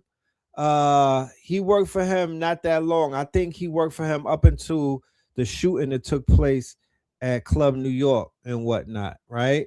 But they talk about him going into Central Park, and then even in a documentary, Capricorn Clark says that he brought her to Central Park and was like, yo, if you ever cross me, I'm going to leave you in this park right here. Somebody's going to get you in this park and you're never going to come up out of here. So they was in Central Park doing their little rituals and whatnot. You know what I mean? Whoever he was tied in with. But yeah, let's go. In the house, they have a lifelong friend. I have never seen a documentary tear apart somebody's entire humanity like this one has. It starts by going after Diddy's manhood, questioning his masculinity by saying there's no man in the house. They have a lifelong friend come and say, well, I learned how to ride my bike from my father. Sean didn't have that, insinuating that his friends that had father figures had to raise him. This documentary also insinuates something else. There's a specific part where his mother says that she has to work at an after-hours club. That's insinuating something without saying it out loud. They say that his mom had a lot of Donna Summers playing in the house, insinuating that there was a lot of booger sugar and nefarious activity. One of his lifelong friends is quoted as saying Janice knew how to throw a party. Janice is his mother, insinuating that there were Johns and adult workers there. There's even a part where they say Sean and his friends were made to dance for adults. Sean was picked on. He was a herb. He didn't know how to fight because there was no man in the house. Sean's father is dead. His mother has to raise a man. She has to teach him how to fight.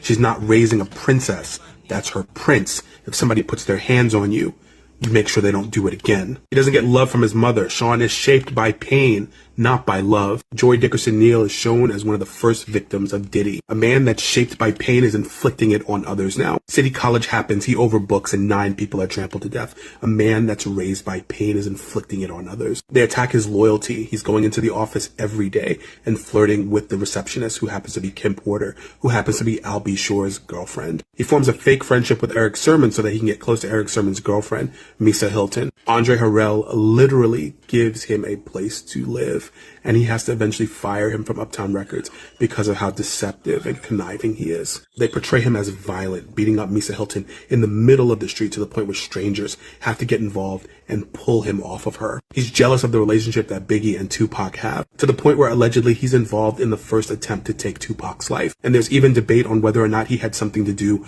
with Tupac's eventual death. He's only a friend when the lights are on and the cameras are flashing.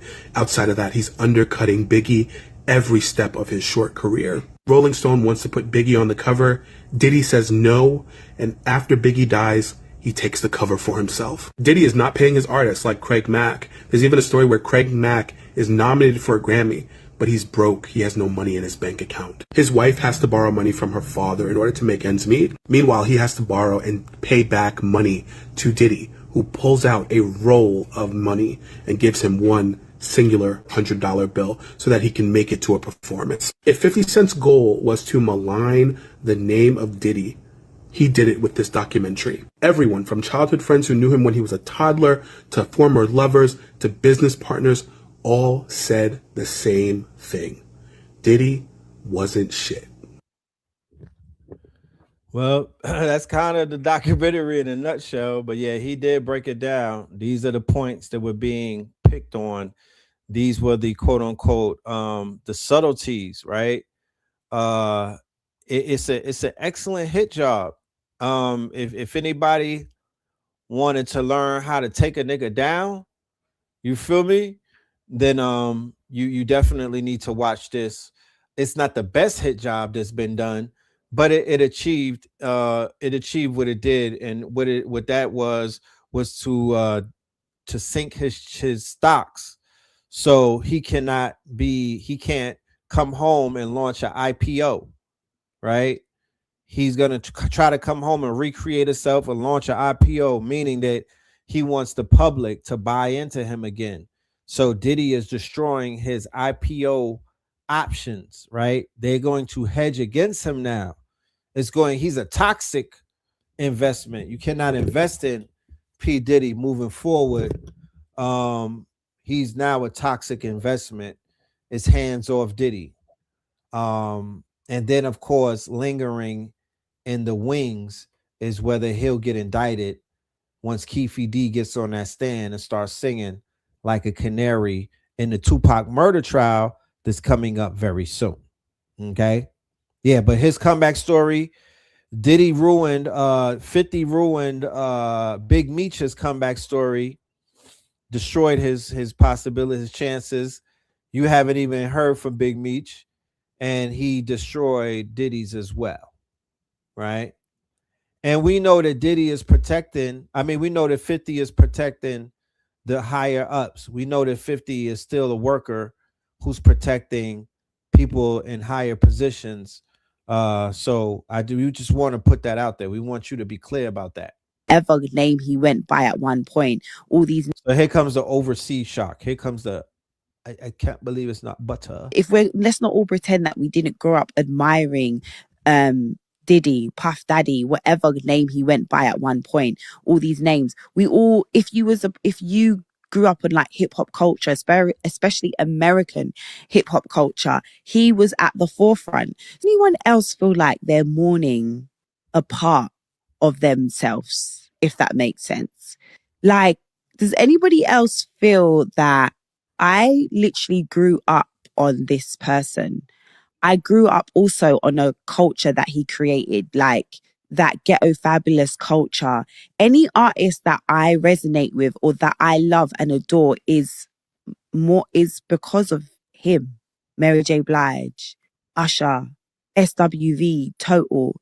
He had a very strong influence in all of my favorite peoples that I literally adore. So I'm not gonna lie, hearing this news has kind of like really rattled me, and really been like, and seeing it and reading all of what he's put people through has really rattled me. Seeing that video really rattled me. I'm not here making excuses for him, not even in the slightest. I've read those things and it's actually made me quite like look at him like it should do a lot in a different way, and made me really just be like, ugh, if that makes sense. Like, oh, really? Is that really what you was about? And like, the person that we saw, or the person that we all kind of grew up like almost like not idolizing but admiring, because let's not all pretend that we didn't grow up admiring Diddy, Puff Daddy, whatever name he went by at one point. All these names. We all, if you grew up in like hip hop culture, especially American hip hop culture, he was at the forefront. So for me, hearing this stuff and reading this stuff, it's like I wouldn't go as far as to say like identity, like questioning my identity, because it's not that a lot of my aesthetic has been built off the women for the 90s, and he had a strong influence on those women in the 90s. So yeah, a part of me is a bit like, ooh, like how much of that was them, or how much of that was you like controlling them, or how much was it because they wanted to do it? Yeah. So she was able to articulate a point that I was making, right? And what that point is that he is looked at with reverence outside the borders of America, even more than in America. I want somebody, because they was like, yo, I'm 20 some odd and I wasn't affected. All right, cool. Who are you impacted by? Right? If you could tell me who you impacted by, I could still show you how Diddy got something to do with that. Because at this point, 30 years later, of course, that the younger, it's not him affecting the generation. He already affected.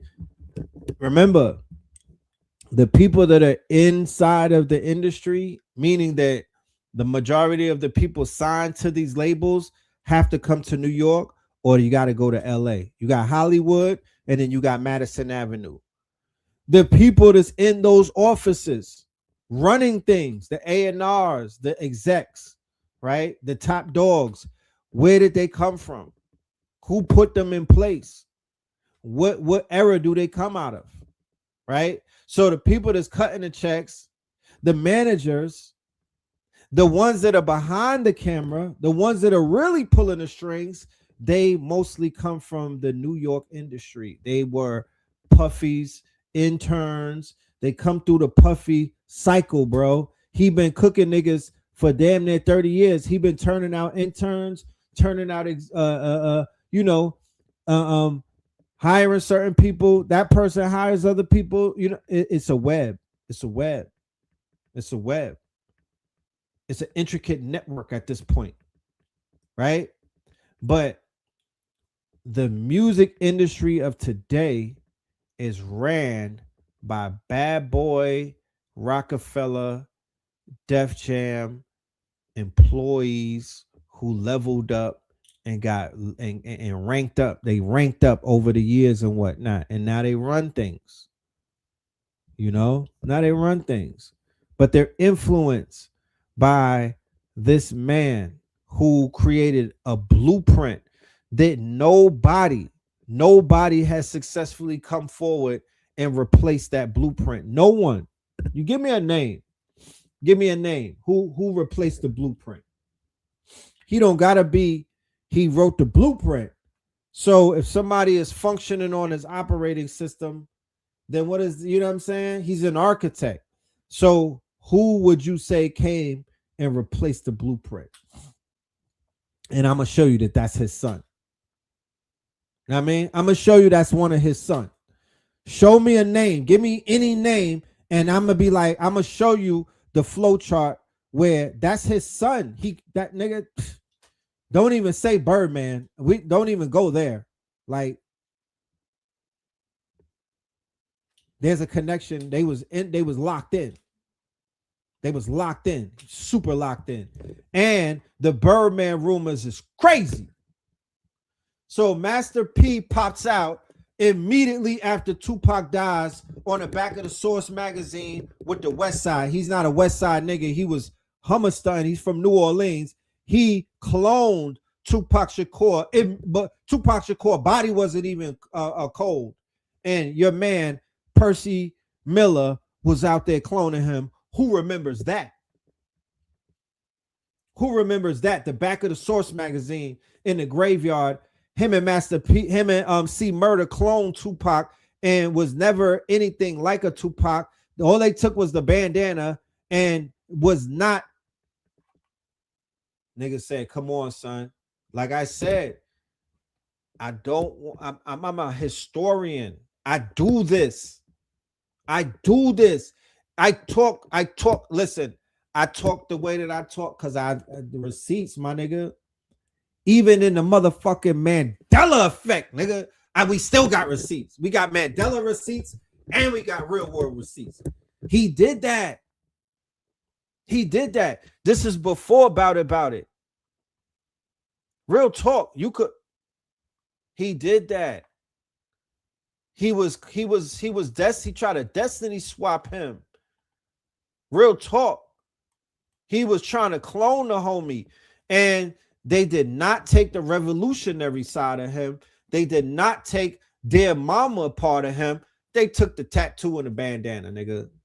And then Ja Rule pop out. He's a fucking clone. And then DMX is a clone. All of these pop clones.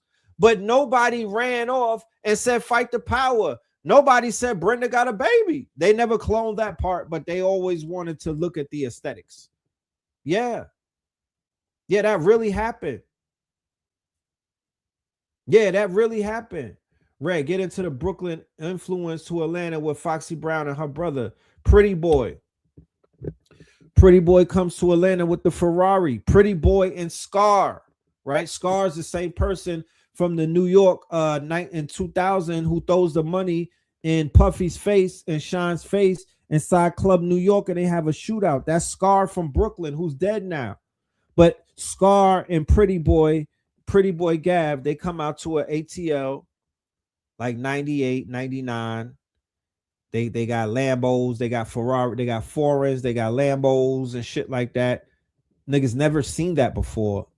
And that starts that era right there with a you know what I mean? They Big Meech and them niggas look and see that. Oh shit, niggas got Lamborghinis, Ferraris? Really? How they did that? You know, shit like that. But all of that, you know, Pretty Boy is a Diddy clone.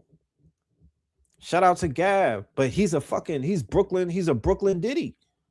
You know what I mean? So Gav on Hate Me Now. You know what I mean? That's Gav. You know what I'm saying? And him and Diddy is on the track and they're fucking cloning one another. He's cloning him. So he might have wrote for him or something. I don't know. But yeah. You know? So once again, Diddy influences people in New York to clone him. Kenny Burns, Old Diddy, motherfucking Gav. And there's a bunch of niggas that was Diddy clones. You know? Yeah, Hove is a Diddy clone. Because a Diddy is not a Hove clone. You saw the story. The story was told. You can't start a movie. Like imagine there's a movie in the movie theaters and there's an actor that comes in the movie an hour into the movie, but you're trying to say that's the main character. How could that be the main character when the movie started with this nigga? He's the main character. He's the main character. And a lot of these other people are supporting roles. This is his movie. So when you see him dying and when you see him being the reckoning is taking place, what's the reckoning mean?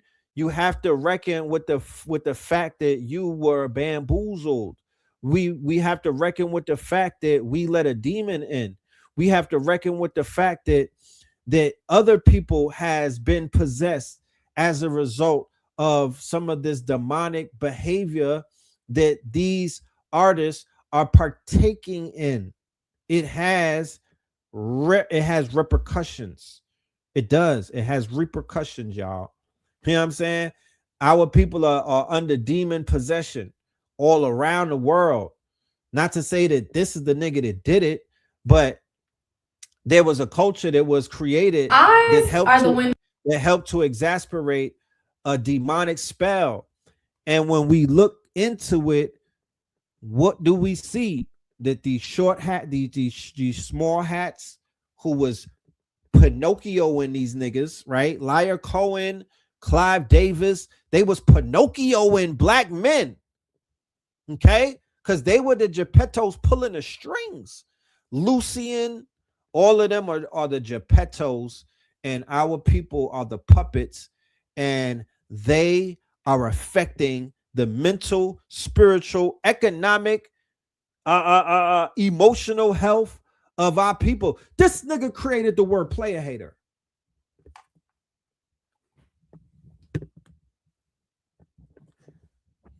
He created the word player hater.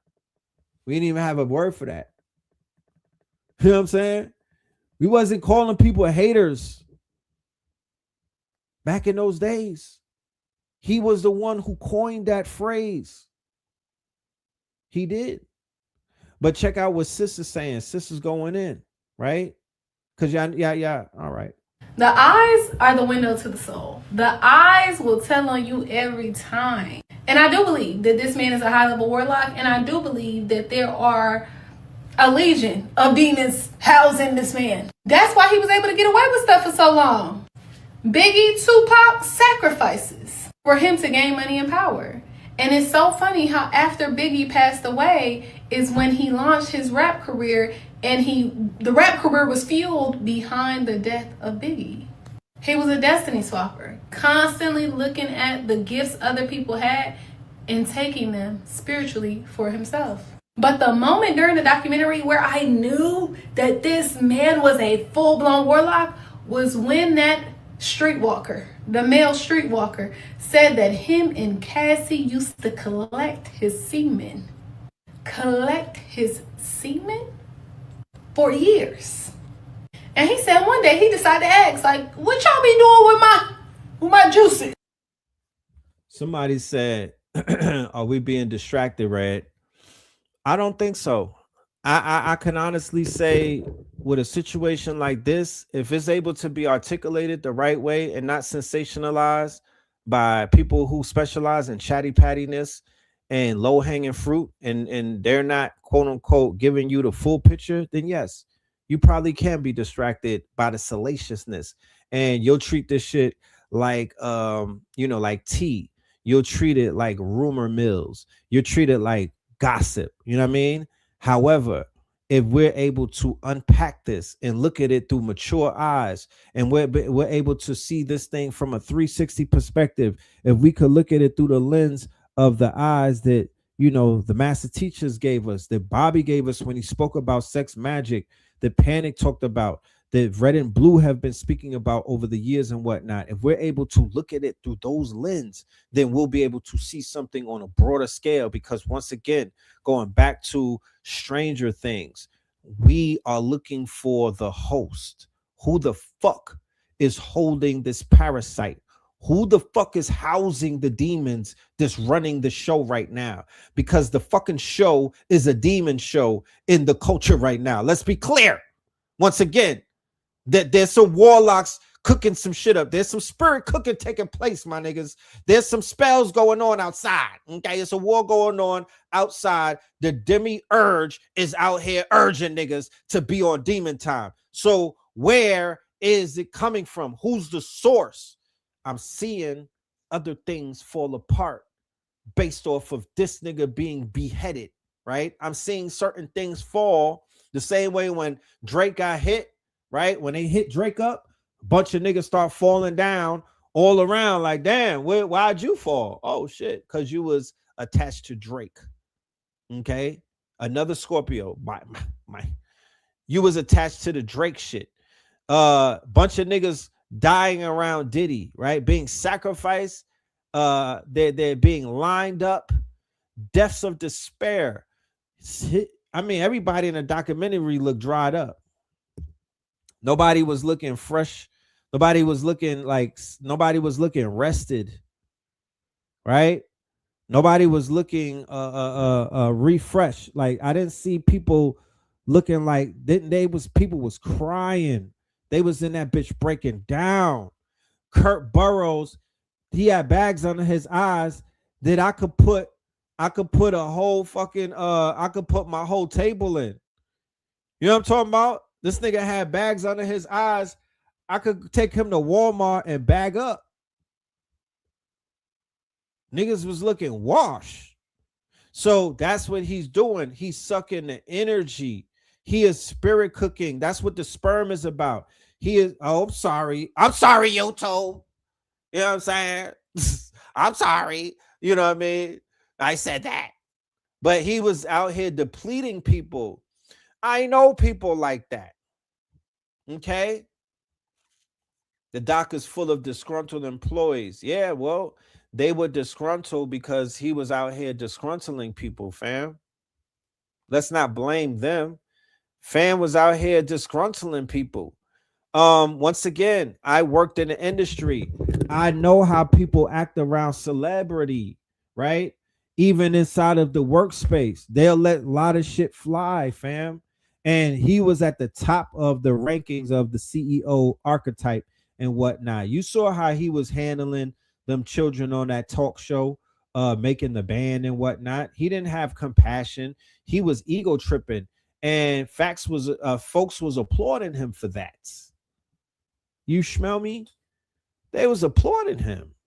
It was like they was rewarding him for being a douchebag on MTV, which is about to close down at the end of December. Thanks God, because they got a lot of bodies under they got a lot of blood on a dance floor at MTV. They were responsible for mad quote unquote fuckery. They was putting them shows together and editing them and producing, and they know about a lot of disrespect.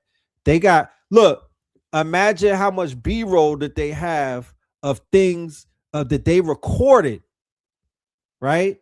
Of all of the stars who have been accused of crimes and whatnot, essays and shit. Imagine how much B-roll MTV got that they just been harvesting in their servers and whatnot.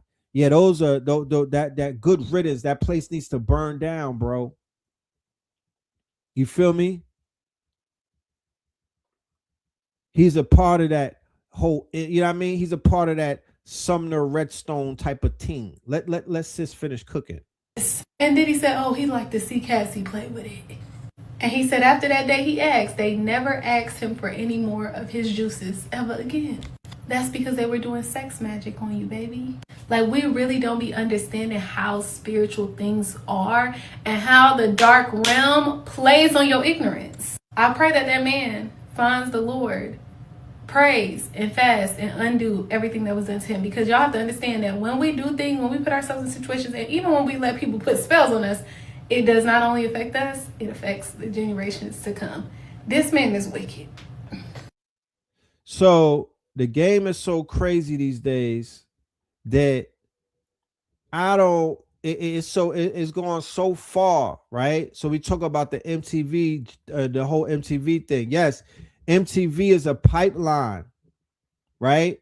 MTV is a pipeline for our women who got turned into sex workers. That didn't exist prior to the MTV pipeline.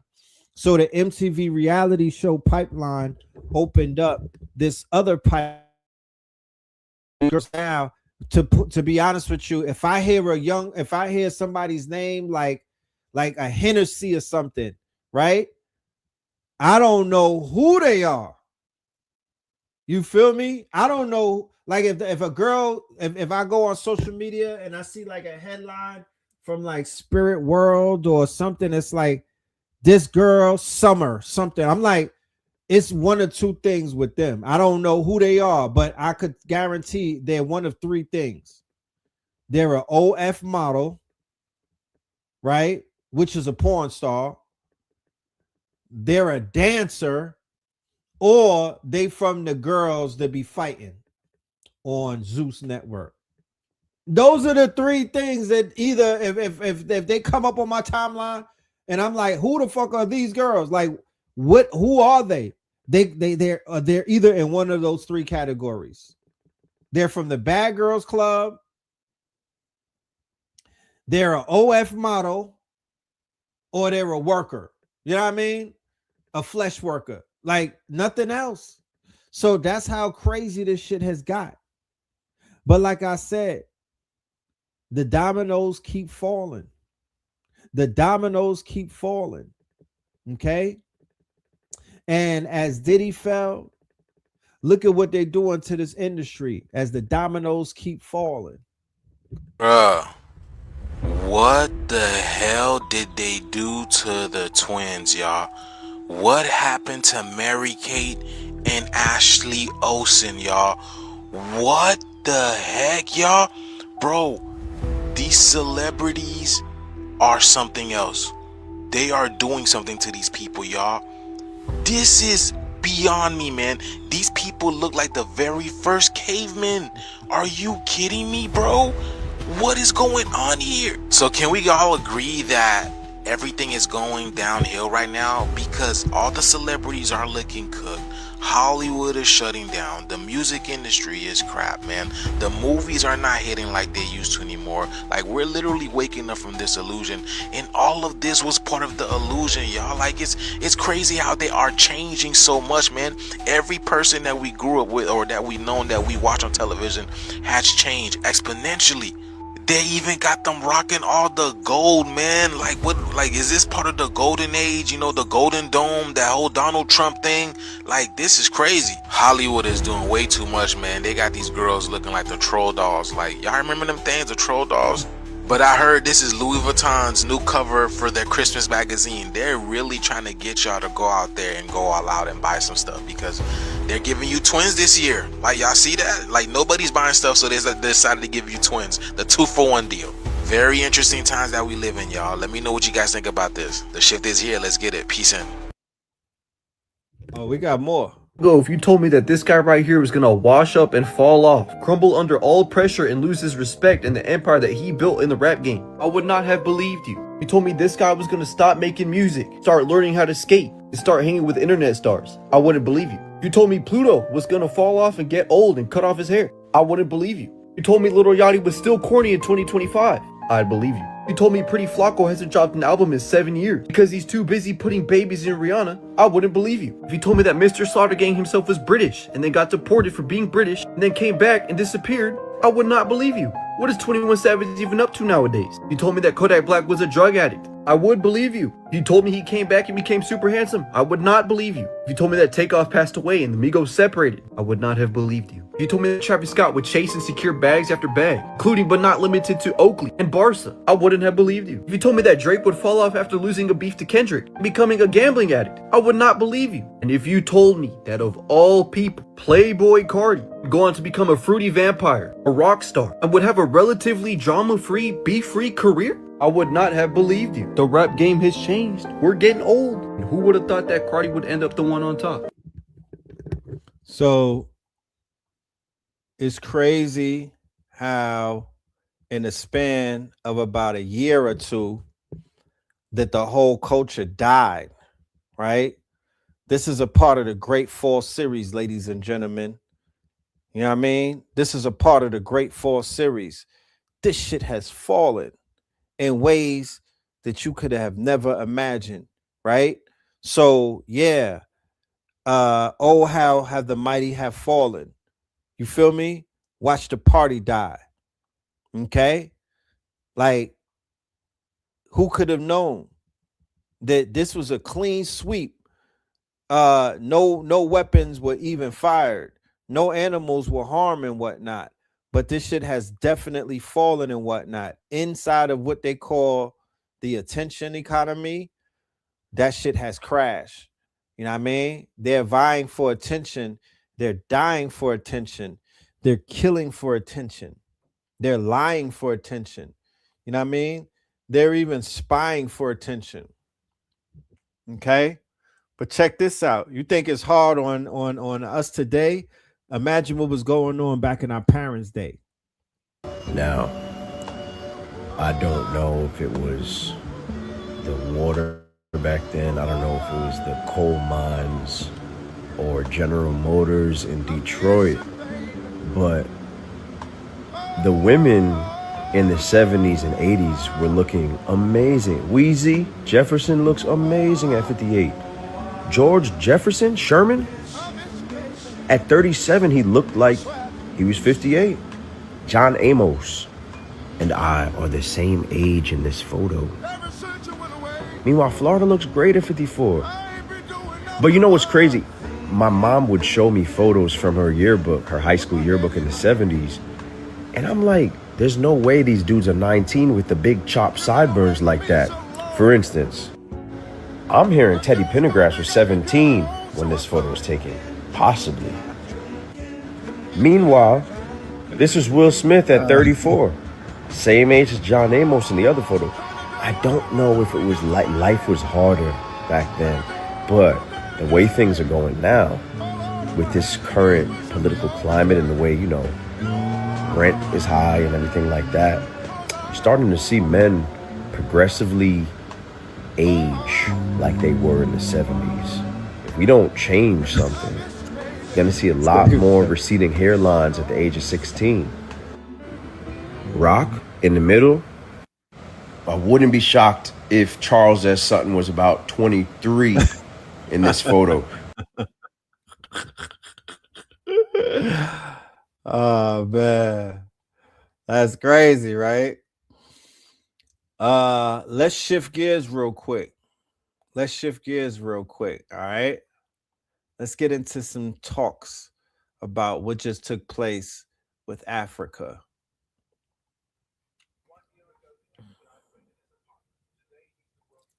Matter of fact, no, before we do that, let's get into this. because we talked about this the other day. So let's chop this up real quick.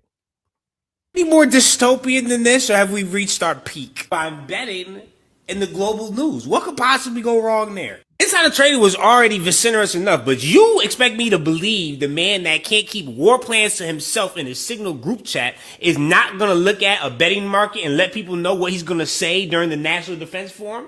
And it gets even more nefarious, because now we can bet on war from the comfort of our own home. Yeah. Will Russia capture Lyman by December 31st? Does that not sound inhumane to you? These are people with real lives. Like, people live there. That is a city with civilians. That's the thing, like, I'm all for Gladiator Fridays because those people suck. They have done heinous Mephistophelian crimes. March Fair, you guessed it, death. Upper room, we sending them a little bit early. Actually, lower room. Hell, hope they dress cold, as always. But now, we're talking about real life things. And you don't think there's going to be people that manipulate it? Because one thing I've learned, people that have shit tons of money and stupid money do a lot of stupid, inhumane things.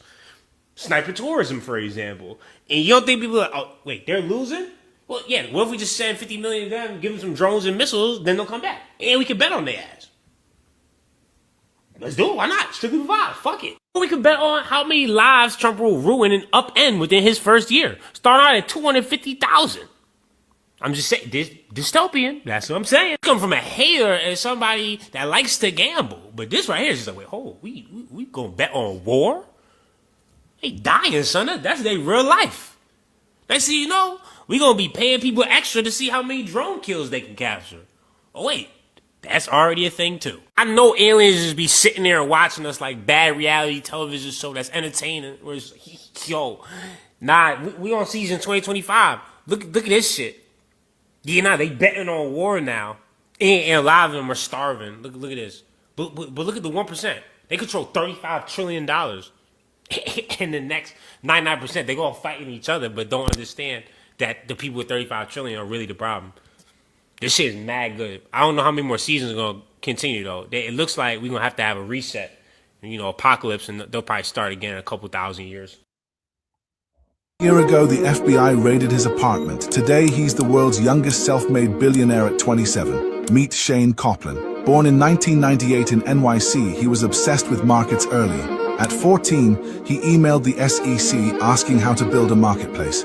At 16, he walked into Genius HQ, uninvited, and got hired. Dropped out of NYU after studying computer science. Bought Ethereum at ICO prices in 2014. In 2020, at just 21, he founded Polymarket, a prediction market built on smart contracts. And on Polymarket, you can bet on literally anything. Who wins the election? Will the Super Bowl go to overtime? Will Taylor Swift get married? During the 2024 election, users wagered $3.6 billion, and Polymarket correctly predicted the winner when pollsters couldn't. Overall, it has processed over $3.2 billion in trading volume. Then came the hit, FBI raid, November 2024, devices seized. By mid-2025, all investigations dropped.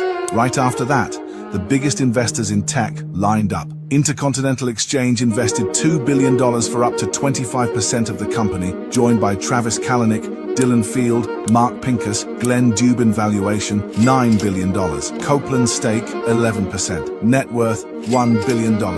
And the wildest part? Polymarket hasn't even launched in the US, and it's never turned a profit. Yeah. See what they're doing? Now check this shit out.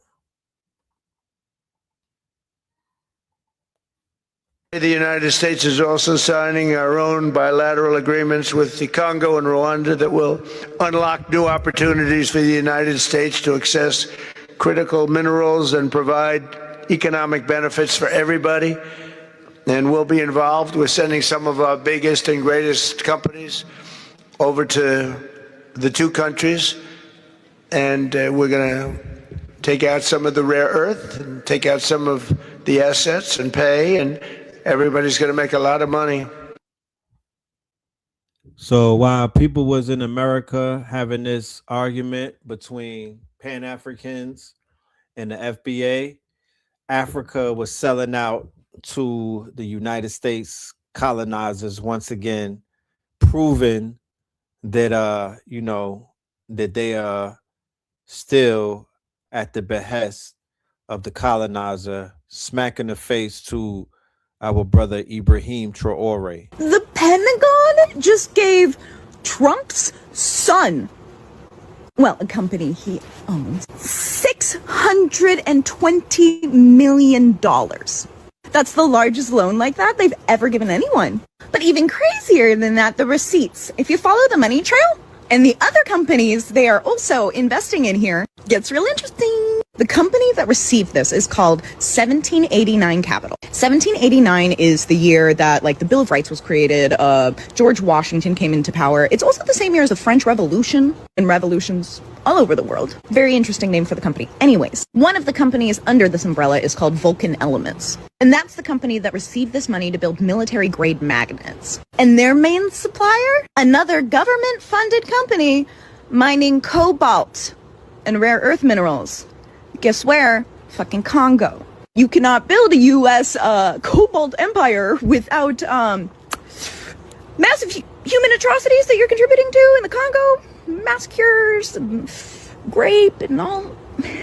Child labor, militia-controlled mine. And all these tech billionaires are profiting off of this industry. They're highly invested in it. Because these minerals allow us to build things like electric vehicles, AI chips. The U.S. might not be personally running these mines, but they're essentially funding it. And that's not the only loan that was given out.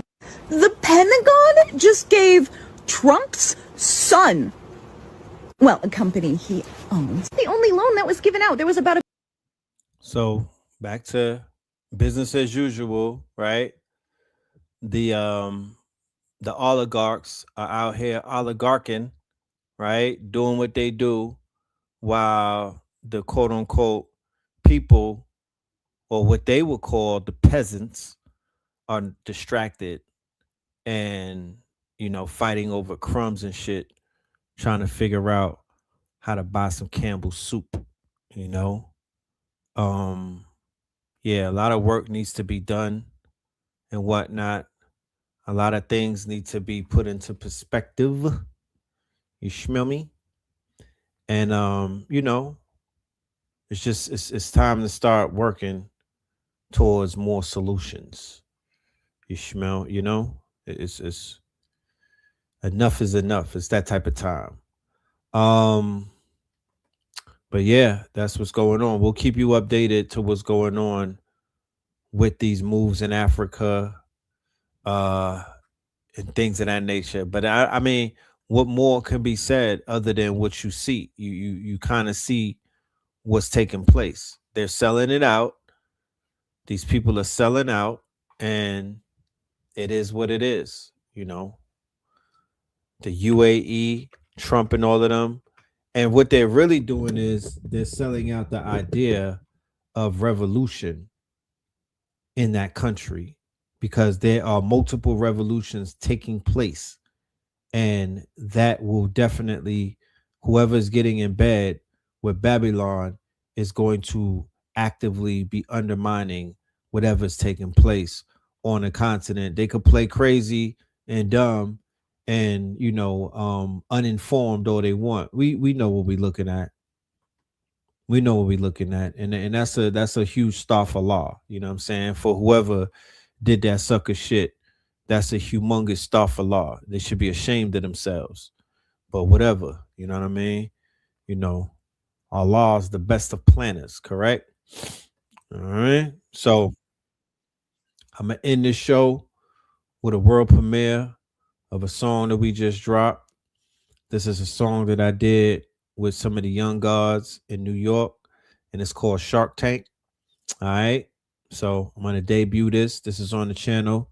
Shout out to everybody that left a comment under the video, checked it out, shared it, shit like that. We will be back tomorrow. Techno Tuesdays, me and Spin City. I do want to remind the family that we have an event coming up at the end of the month, the Winter Solstice event. We got Rasbin, Ra Aku, we got Bitcoin Bully and Spin. There's a Friday, Saturday, and Sunday event taking place at Spin City headquarters in Atlanta, Georgia, East Point, that is, December 19th, 20th, and the 21st. December 19th, 20th, and the 21st. We're going to be on 44 acres of land that our good brother is managing. It's going to be monumental. It's going to be dealing with AI, real estate, crypto, Web3, a bunch of shit. So just look out for the promo. That's all. We rolling everything out. Shout out to Ross Ben and shout out to Ra Aku. They're going to be doing something on that Sunday. Just dealing with wrapping the year up and giving a forecast moving into 2026. We will be live streaming the event as well. So y'all can get it if you're not in town, because we know how it is these days traveling. So check this out, man. All right. And we out. All right. Shark Tank. Track. Yeah. The guards is in the building. What makes them sharks? Rap God, A-Thug. What they know? I'm a shark in the tank, big fish, big bank, no fear, no doubt, inspiration and faith, knowledge of self, dedicated, I'm great. I'm a shark in the tank, yeah, shark in the tank, big fish, big bank, no fear, no doubt, inspiration and faith, knowledge of self, I'm dedicated, I'm great, I'm great, I'm great, I'm great. The YNs need a hero and a father figure, someone that he could talk to like a barber nigga. I don't like to bother niggas or harbor niggas. I'm about that action like the Mississippi Harbor niggas. Book smart like a Harvard nigga. Skull and bones like I starve a nigga. For peanuts, I will George Washington Carver nigga. Early birds get the worm like a Marva nigga. Tell anybody asking that the marvelous eating guava nigga. If there's a problem, I will solve a nigga. Really Yoda 3 stacks, I will solve a nigga. My juju pouch is even more valid. Poor Alice, I'm your pusher that will empty the clips. That's more malice. Who let the peasants through the front door of the Morse Palace? Heart light as a feather. What's a hookah to a floor chalice? Shark in the tank, big fish, big bank, no fear, no doubt, inspiration and faith, knowledge of self, dedicated, I'm great. I'm a shark in the tank, yeah, shark in the tank, big fish, big bank, no fear, no doubt, inspiration and faith, knowledge of self, I'm dedicated, I'm great, I'm great, I'm great.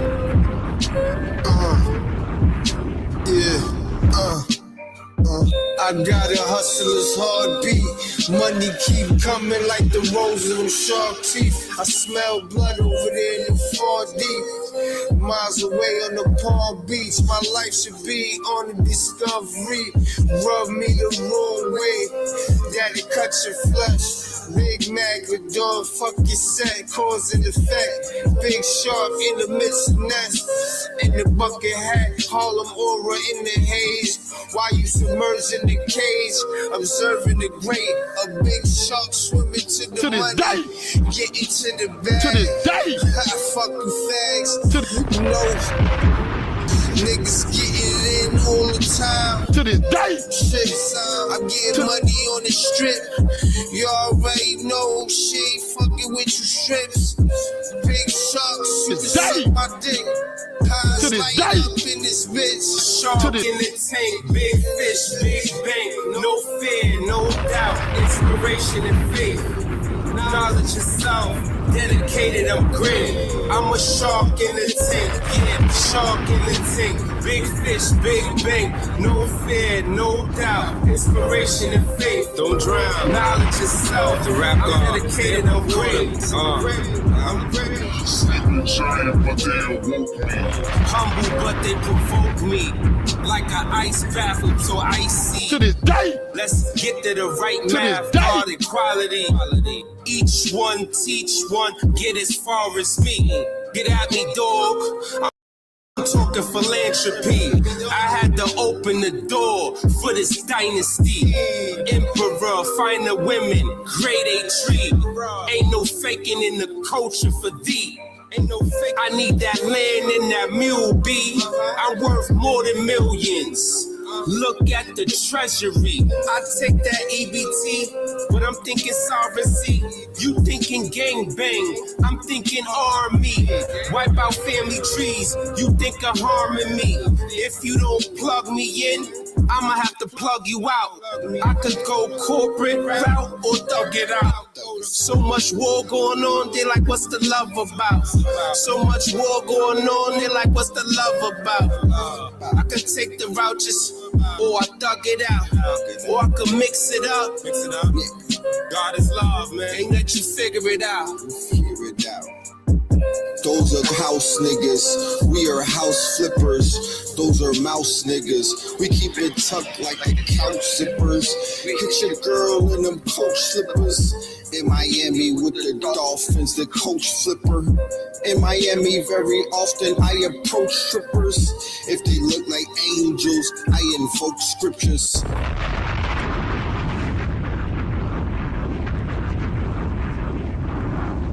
AI tore up the rulebook. Imagine, your next rival may not even exist today. By tomorrow, Shout they out could to take your House of customers. Tunes. You need more than instinct. You need fresh, trusted, digital. Shut your bumble clot. Shout out to the House of Tunes. You know what I'm talking about? Shout out to the House of Tunes. Let's keep making these movies and whatnot. Shout out to the House of Tunes. Shout out to Highs Light. Shout out to A Thug. You know what I mean? The YNs need a father figure. You know, we got to keep cooking, man. So, like I said before, more music moving into 2026, more music, more sounds. You could find that on that streaming. You can find that on the streaming platforms. Just put Shark Tank in there. But yeah, we're gonna keep it moving, y'all. So with that being said, we up out of here. Peace, love, and light to the family. We will see you on the next go around tomorrow. All right, 1,000. Niggas in crypto, diamonds is dancing like they up in disco. You niggas in fist pump, you stay up at dip low. You niggas stay up and get low. Heard you way up in Frisco, and you say what the heck so. Every player gets snipped nose, acting gay up in Cisco. They take the day off and play up at pistols, causing chaos and play up calypso. I pause in kitchens and caused addictions. I pause prescriptions and cause inflictions. Build Bix be playing in stores and Brixton on the dark web. You gotta pause every doors, cause encryption. Tesla engines, pause the pistons. I seen every floor I leave sore and listing. For that action, they sponsored the Bronson. They was hooked on that shit like Johnson and Johnson. That freeway, Ricky Ross, straight out of Compton, straight out of Bompton. Red on blue, violence in the land. The projection of the will, the perfection of the kill, the reflection of the pills. I'm a frontline soldier, I'm no doja. These crystals not from focus. Niggas in crypto, diamonds is dancing like they up in disco. You niggas in fist pump, you stay up and dip low. You niggas stay up and get low. Heard you way up in Frisco, and you say what the heck so. Every player gets nipped now, acting gay up in Cisco. They take the day off and play up at pistols, causing chaos and play up calypso. Hickory dickory down, hit a lick, put the sticky in the box. When the blicky get hot, lick off a shot. Heavy in the pedal, we slip off a knot. Heavy in the ghetto, they crib walk a lot. Crib walk the crypto, lift off the stocks. Drips off the crystal and pots. Disco rods in the blocks on my chain from the crystal shop. In the light air, lift off the rock. Toe Virgil right chain on my block. White paint on my socks. White paint on my socks. Hickory dickory dock. Hit the lick, put the sticky in the box. When the blicky get hot. Lick off a shot, we lick off a shot. Players in crypto, diamonds is dancing like they up in disco. You niggas in fist pump, you stay up at dip low. You niggas stay up and get low. Heard you way up in Frisco, and you say what the heck so. Every player gets snipped now, acting gay up in Cisco. They take the day off and play up at pistols, causing chaos and play up calypso.